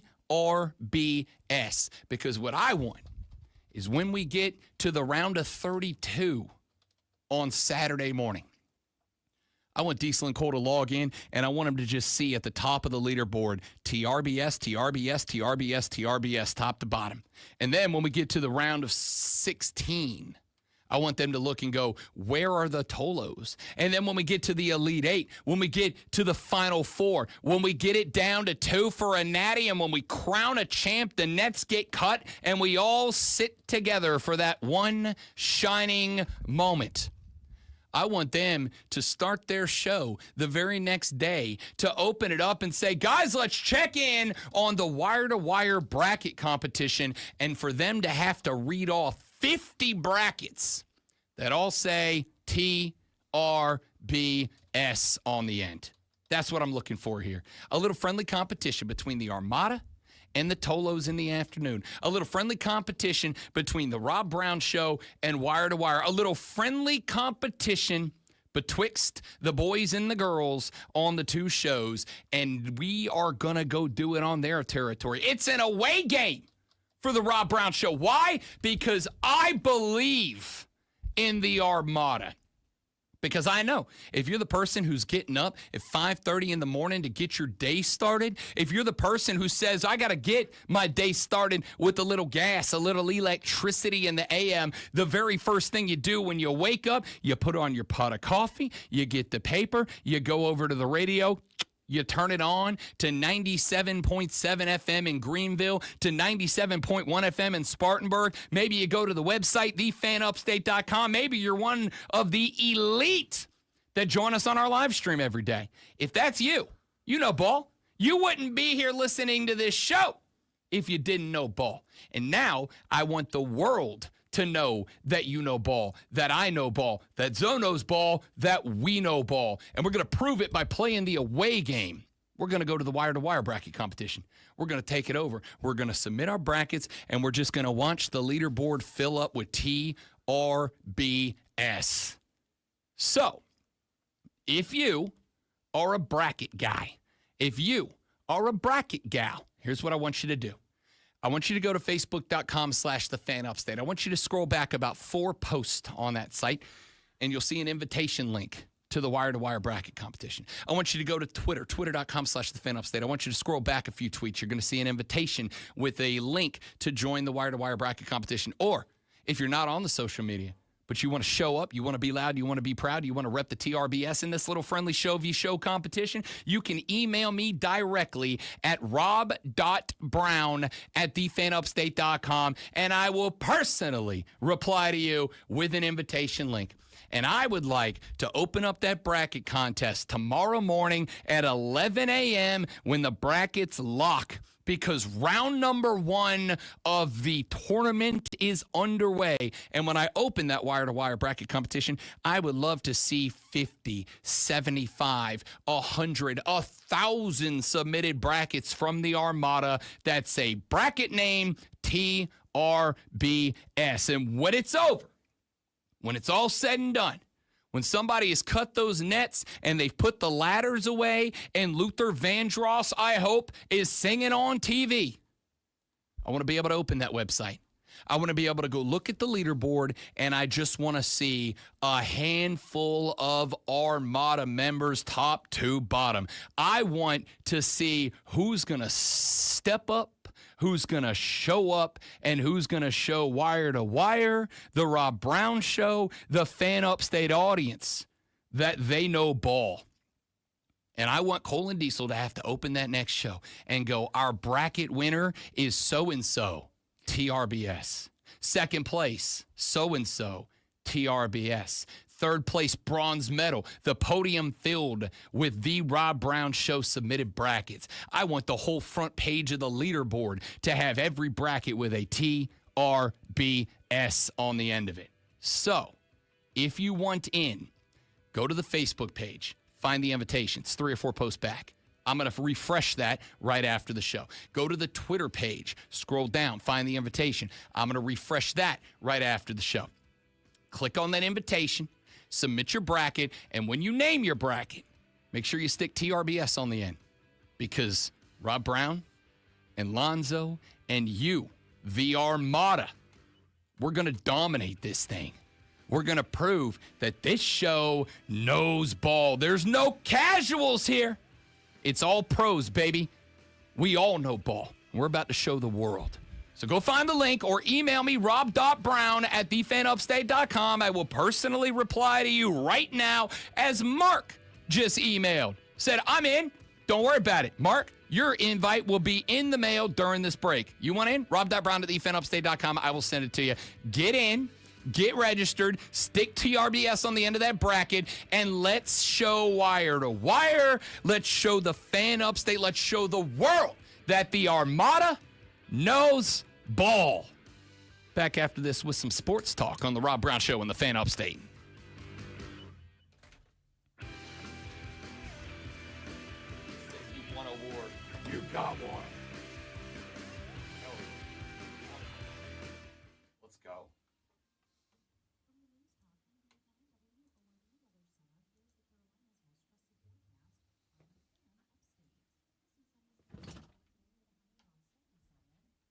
Okie doke, let's get that. Link, copy link. Anybody wants it, rob.brown@thefanupstate.com. I'm sending them out right now.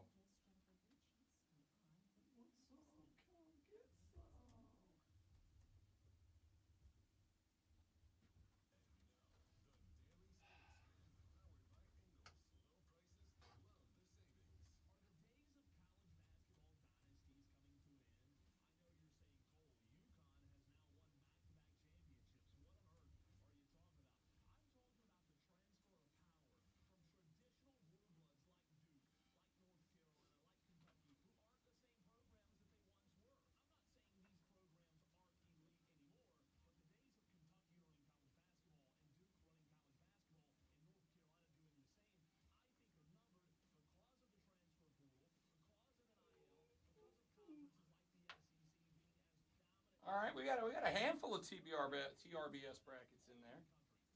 Let's see. I'll get in there after this. Somebody named Mike named their bracket Rob Brown's daddy. I respect that, Mike.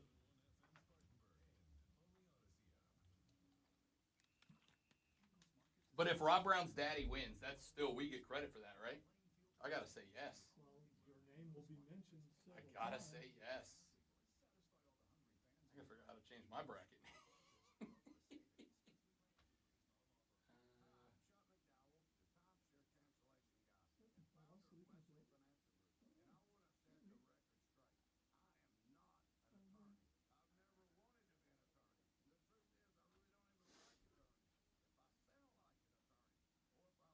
You got 1 day, 2 hours, 54 minutes till the bracket close.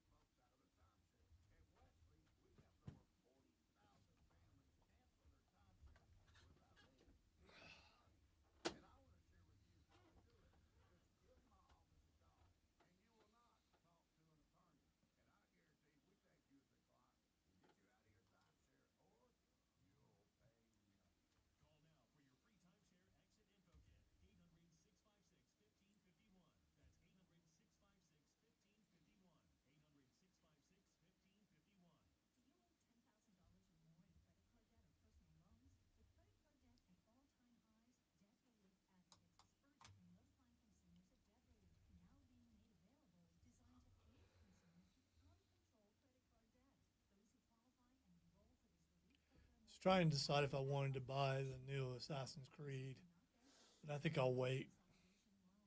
What's the new one? It's Where's the remaster? it's in Japan. It just Oh, came, yeah. just Oh, came the out. Samurai one. That's been Yeah. out, what, like a year and a half now, No, hasn't it? it came out like Oh, I thought it's been out. this week. Yeah, like yesterday, I think. I I'm waiting for that Swamp game on Game Pass, which comes out next month. I have not finished Egypt yet. I'm working on that. Egypt was so big that I got It's huge. That I got to a point where I got bored. Yeah. And I didn't finish it. I finished almost all the other ones I The played. only issue I've ever had, so I've been on an arc with Assassin's Creed. The first handful of games, it was probably my favorite game franchise of all time.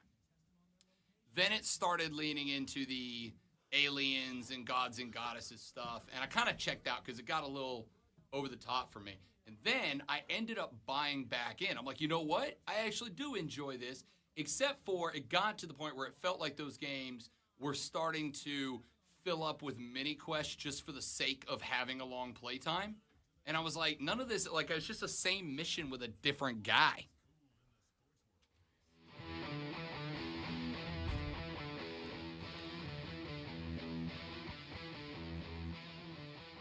The Rob Brown Show back on your radio. It is the Fan Upstate. Rob Brown, the great one, Lonzo, and you.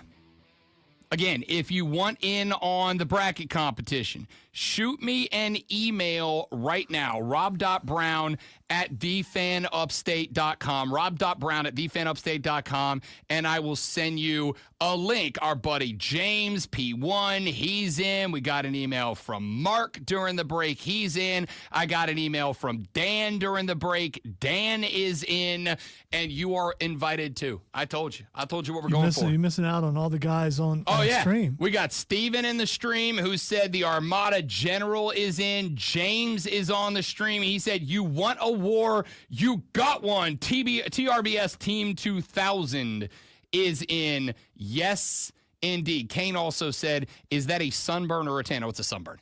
It's a sunburn. Your boy took the wife down to New Orleans, Louisiana for the weekend. Her very first time in that city.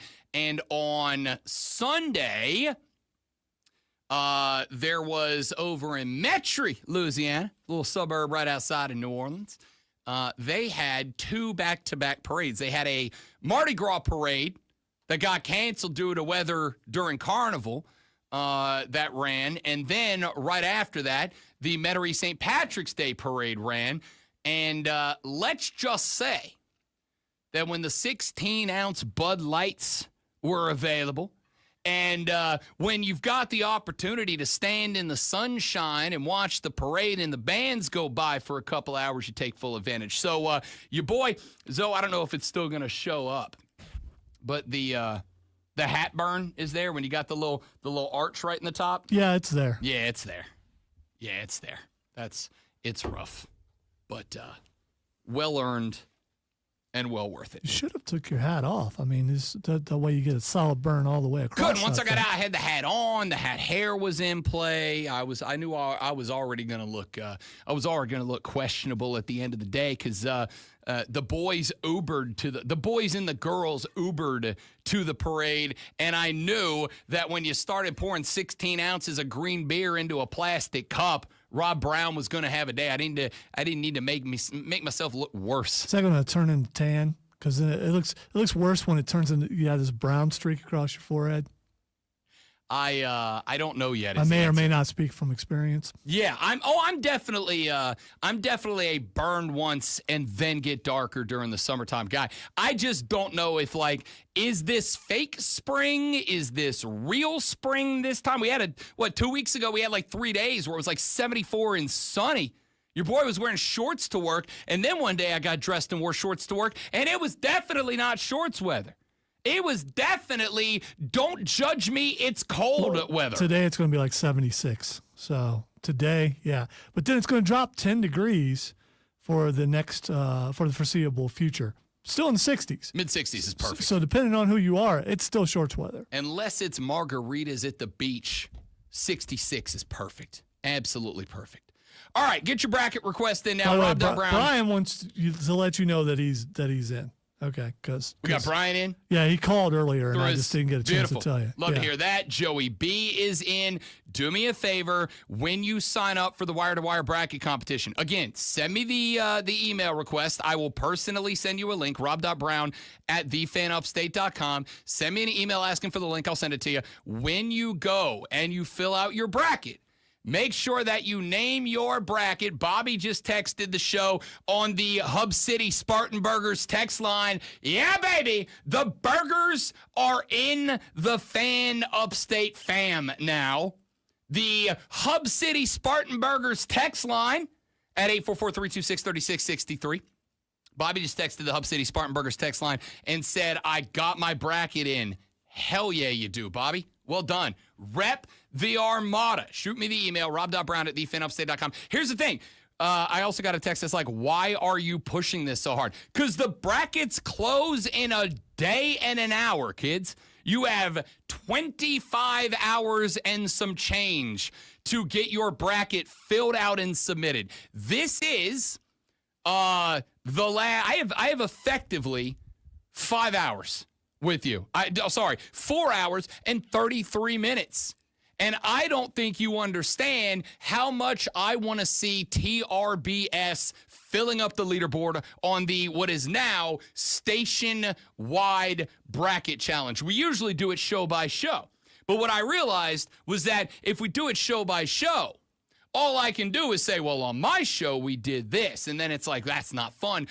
Let's go dominate. Let's go win. You don't get to just win and be the number one bracket with the TRBS on the end of it. You get to be the number one bracket from every local show on the station. Competition breeds excellence. Let's be excellent, people. Shoot me an email, rob.brown@thefanupstate.com. I will rapidly reply with an invite back to you to join the station-wide bracket competition. Let's put TRBS on the damn map, shall we? Yes, we shall. Yes, we shall. All right, let's get a few more sports topics in here as we roll on through the radio broadcast. We are all kind of waiting. Here's the thing. I don't really know that I'm waiting on Aaron Rodgers news, to be honest with you. Cam Hayward, defensive tackle for the Pittsburgh Steelers, said yesterday that he's tired of waiting on an Aaron Rodgers decision. You know, you're kind of in a spot where you got defensive tackles on a team that is interested in signing the quarterback, kind of out there in the public eye talking smack about the quarterback a little bit. Because here's the deal. You had three teams that felt like they were a justifiable landing spot for this guy. The Minnesota Vikings, the Pittsburgh Steelers, and the New York Giants.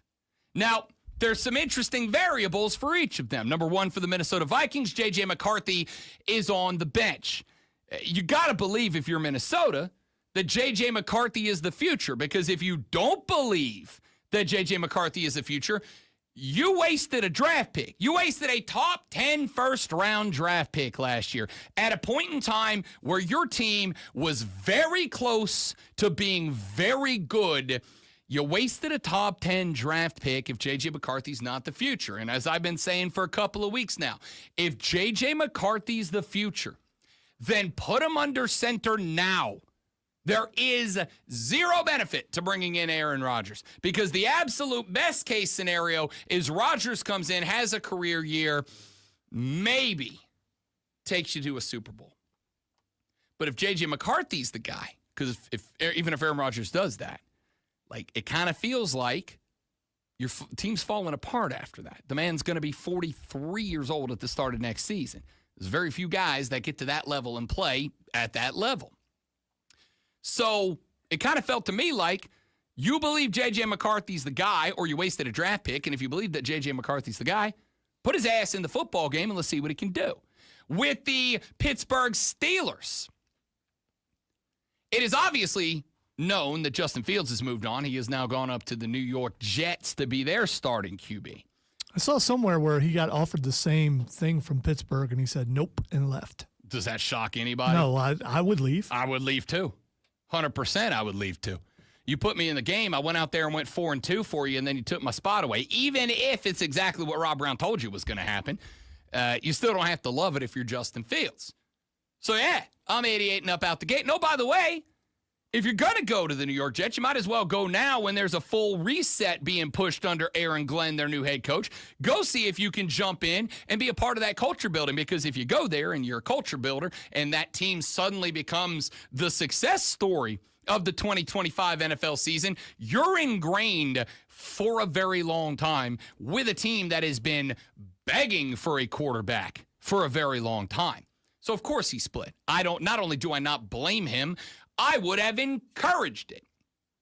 So you have remaining the Pittsburgh Steelers, who it is likely are cutting ties with Russell Wilson, though there are now multiple reports out there that they may not be cutting ties with Russell Wilson, that they may actually be okay with Russ coming back to be the quarterback for this team. Albert Breer said there's actually no hard feelings between the Steelers and Russell Wilson. Basically, they just looked and said, you're not the future, and we kind of feel like we're at a point where we need to push the accelerator towards the future. But the reality is, unless Pittsburgh's going to trade up in this draft, they're not getting a franchise quarterback this year, so maybe they run Russell back one time.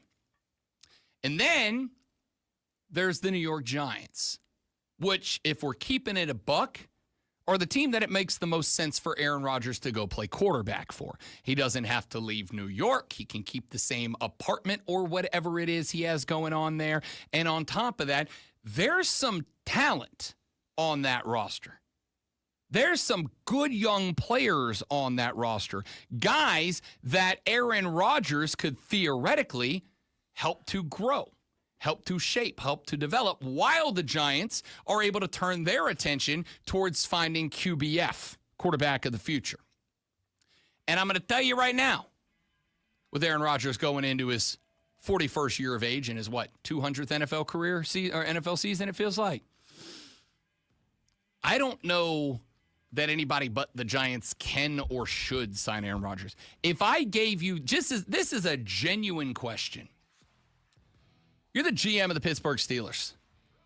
I'm going to give you the option. You can have Russell Wilson back or Aaron Rodgers back for the exact same contract. Which of those guys are you signing? Well, we'll find out who they choose if they choose between the two, and that'll say a lot about Russell Wilson. I don't disagree with you. Except for now, I got a defensive tackle going public eye going, we're tired of waiting on this guy. You think you're better than us, bud? I think there's a good shot he signs with Pittsburgh now. I think it's an inside deal. I think it's a work. It might be, honestly. It might be. I don't know what it would accomplish. If anyone could pull off a work, it would be Cam. That's also true. And Aaron Rodgers. So I don't know. We'll see. All right, we got one segment left. We're going to hit the ground running for the last 20 when we come back on the Rob Brown Show in the Fan Upstate. Logan TRBS is in. Let's go. Joey B's in. Let's go. Love seeing it fill up, baby.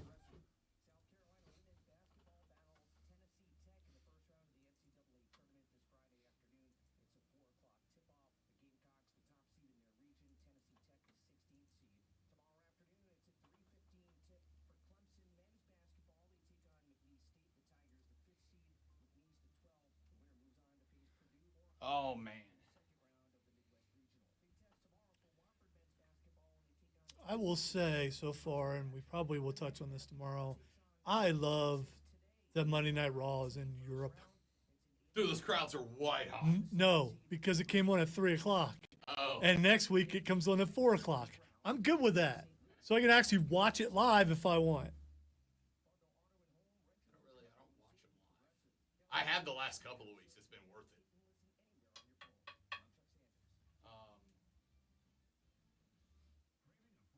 I like watching Finn break. That's fun. We're getting the demon back, right? I waited on Monday because my wife went to the beach with my daughter for her birthday. Nice. And they didn't come back till Monday, so I waited till she got back. Yeah. As a programming note, and I'm saying this out loud both for myself and for Lonzo, Lulu is going to join us on Friday, not tomorrow. She is speaking to a journalism class tomorrow. Also, Lulu Kesson went absolutely viral for the cheese stick story. Yeah. She was on like ESPNW and all that. It was hilarious.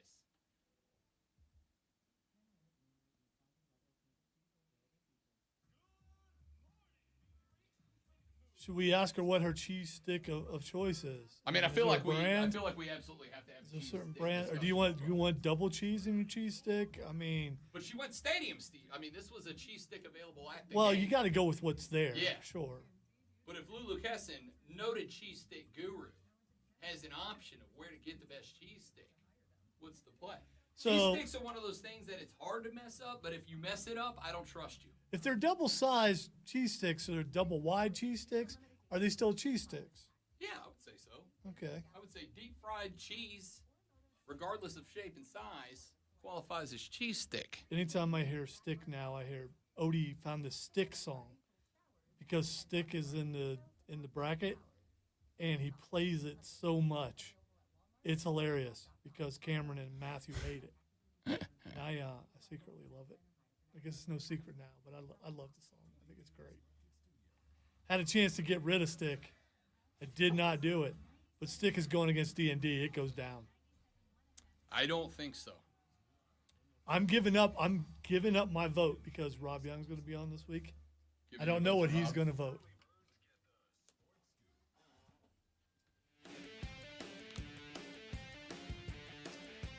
I don't do this very often, but I'm going to do it right now. And I'm going to make this segment of the show about me. I'll do it often. Wait. I mean, all the years you've been here, it's never been about you before. It's never been about Wow. It is This always landmark time. Always been about the people. Always been about the people. But for this segment, or at least a little bit of it up front, I'm going to make it about me. You're not doing a John Cena turn, are you? I don't think so, because my hat's on backwards. So I'm going to say this isn't a turn. And even if it is, it's going to be one of those the heel has a point kind of heel turns. All right? As John Cena said, I'm not a baby face. I'm not a heel. I'm a human being, and I have feelings. All right? So I'm gonna put those feelings to work and make this about me very briefly. It was announced yesterday that a professional sporting league in the United States of America is finally going to get it right. Is finally going to do the most fan-friendly thing that any league has ever done in these great United States of America. And there's a long list of things that have been done that are fan-friendly. Long list. We have seen pricing at different stadiums be lowered for fans. We have seen ticketing models that some teams have gone against the grain to make them more fan-friendly. We have seen game after game, in-game fan experiences elevated. I was at the Pelicans-Pistons game on Monday night, St. Patrick's Day. Myself, my brother, his wife, my wife took my little 6-year-old nephew to go watch my Pelicans get absolutely destroyed by Cade Cunningham and the Detroit Pistons. And yet, despite the fact that I watched my basketball team, Lonzo, be losing by 32 points at halftime, we still had a really good time because the team put on a show. And sometimes you have to have that because the team Zion stinks. play? He did. 30 points. Wow. 30 points. First time I've gotten to see him play. 30 points. I think he went 36-3 in that game. I mean, it was a good game. Also watched Trey Murphy, the only guy on our team that can shoot a three, go down to a torn labrum for the season, so that was bad. Also watched, and I'm going to walk over here so Lonzo can see the frustration in my face, C.J. McCollum went 1 for 17. Wow, that counts. He tried really hard, though, right? 1 for 17. I told my brother, it was one of those times, I'm not even joking when I say, I think I could go 1 for 17 in an NBA game. Like, I'd just be it would be 4 guys doing nothing more than trying to get me open, setting a bunch of screens for me to just hit like a off screen, grab it and throw it at the rim. I think I could go 1 for 17. Okay? It was pathetic. Anyway, a lot of fan-friendly experiences, a lot of fan-friendly moves around professional sports in the United States of America. And it has to happen, obviously, because, as we have talked about, as everybody has talked about, I have a 75-inch television at my house that is approximately 8 feet away from the comfiest couch in the history of the world. I have, if I sit on that couch, an entire refrigerator full of beer I don't even have to get up for. And if I do, I take 7 steps. I'm in a clean bathroom to do my own business on my own time. I go wango bango right back over to the couch. I sink back in, crack another Busch Light, and life is good. Or I can pay $100. By the way, I bought tickets off of StubHub to go see the Birds play, Lonzo. It cost me $7. $7. Dude. That's not good. We suck. We suck a lot. But the point is, especially when the team's bad, I can create the absolute greatest sporting environment that you or I or anybody else could ever want to go experience at my house. And the cost of that 75-inch TV was like 1/6 the total price of season tickets to go see the Birds. Hell, most not terrible teams, the cost of a 75-inch TV is the same as just the tickets to go to like 4 games. It's a pretty good deal.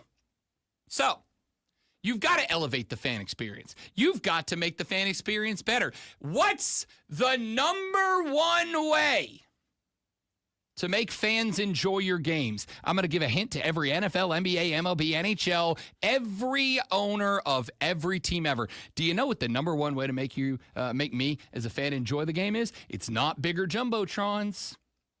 They help. It's not cheaper beer. It helps. It's not better food. It helps. I will sit in a crappy stadium watching tiny jumbotrons, drinking $17 12-ounce Bud Lights and eating cold pretzels if the team's good. If the team's good. That's the number one way. All that other stuff is great and appreciated, for the record. But the number one way to get me to get excited, to enjoy my experience, is to not have my team be down 32 points at halftime and have a multi-year extension signed to a guy who goes 1 for 17 in the face of their third best defender. Okay? Well, yesterday, something that Rob Brown has been advocating for to take a foothold in these United States of America, it's announced it's happening. The USL, the United Soccer League, announced yesterday that a supermajority of club owners have voted to implement promotion relegation across the USL. It is the first professional sports league in the United States to adopt a model that is literally everywhere else. It creates now an interconnected 3-tiered men's professional soccer system where teams can take a step from USL 2 to USL 1, from USL 1 to USL champions, which means that you actually are rewarded for being good. I mean, fan experience is great. That's awesome. I'm really excited about it. Like, it's awesome, especially with these local squads, that local soccer teams are heavily leaning into making games fun. I do stuff at games for the Greenville Triumph. We have drum lines and we have horns and we have halftime competitions and we have trivia up on the board and they show replays and the games are fantastic.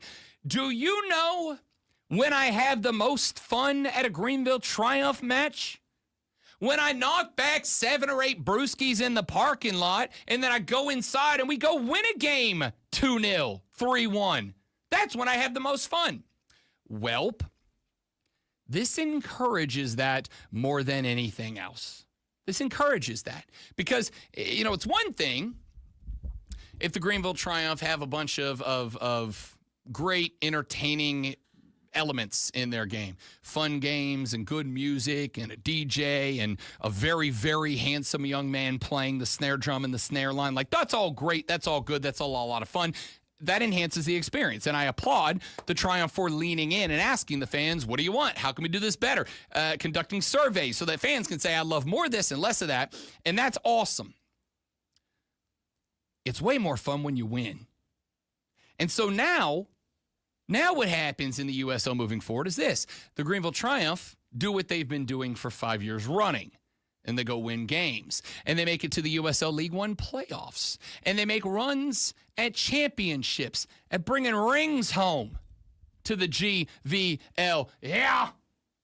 And what happens in a promotion relegation system?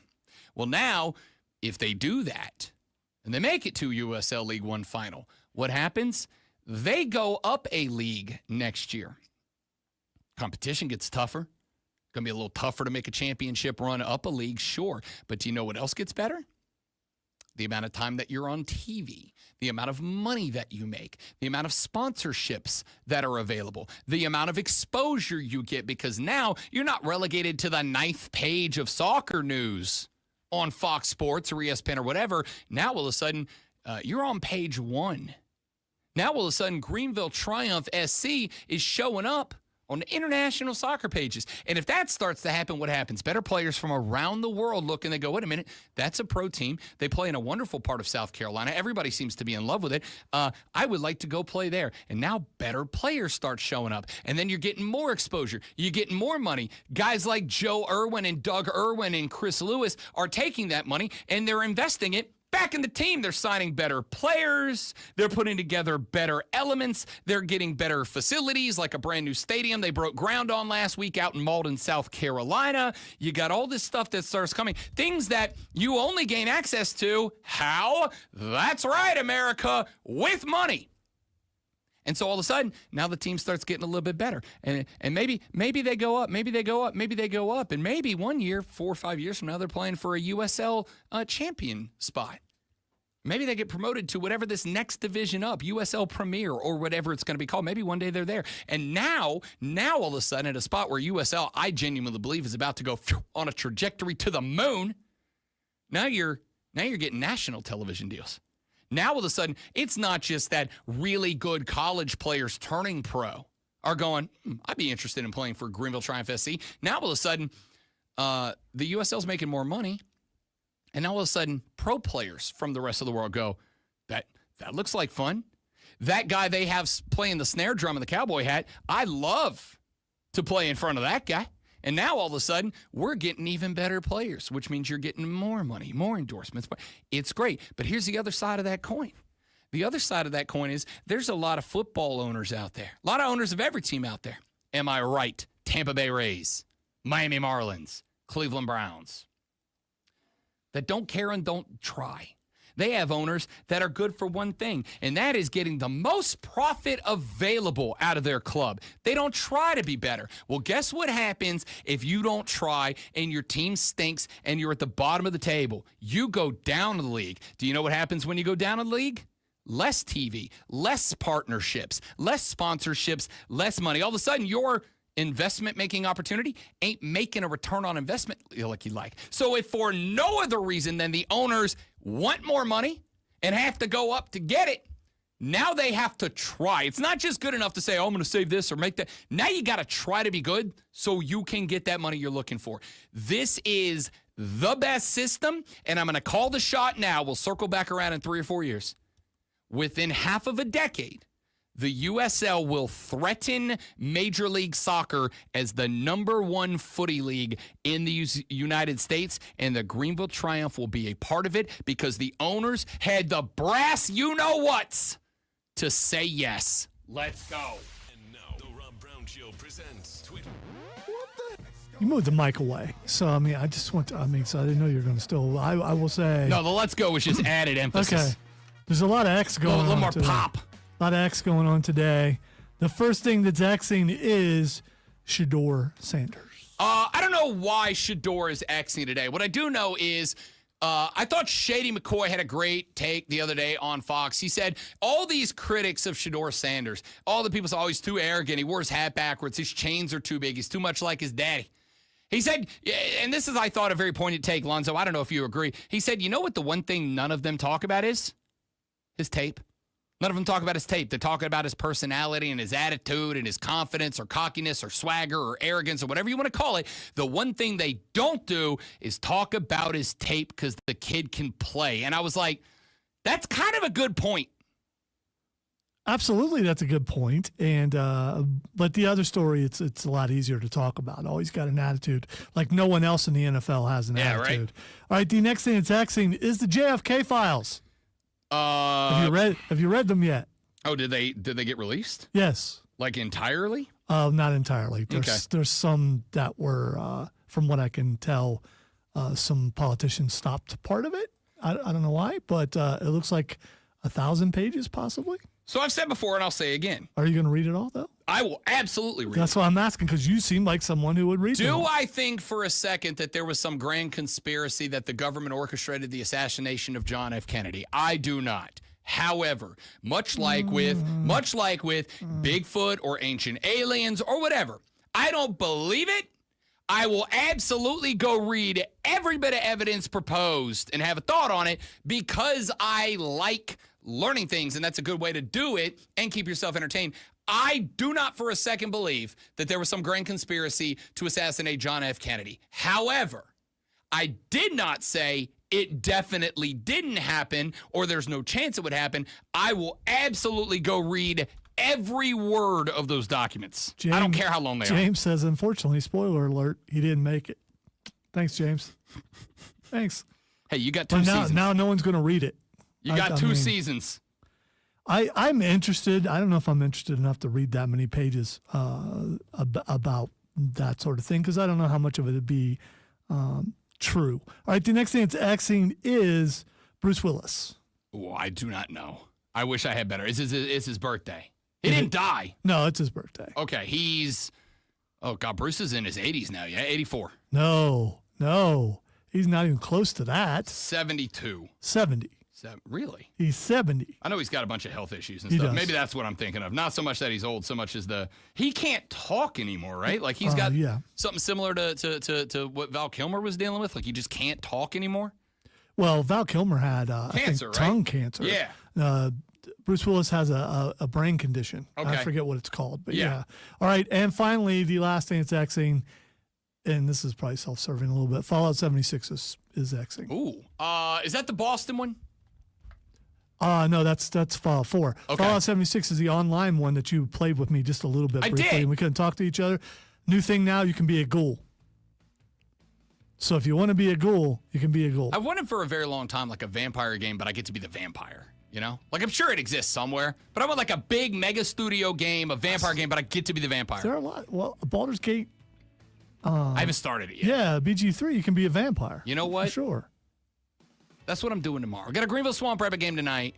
I think tomorrow, on my first actual day of relaxation since my 4 days of relaxation, maybe that's what I'm doing. I don't know of any D&D fan who doesn't like the game. It's a very good game. It's a go back to game. If you want to be a part of our station-wide bracket competition, shoot me an email, rob.brown@thefanupstate.com. I will send you a reply with the invitation. We'll be interviewing new Carolina Panther Rico Dowdle this afternoon. We'll have the replay of that interview for you tomorrow. Rashad Beard pulling up, Hating Ass Mario, Fight Club, and all that on tomorrow's edition of the Rob Brown Show and the Fan Upstate. Later. You get nothing. You lose. Good day, sir.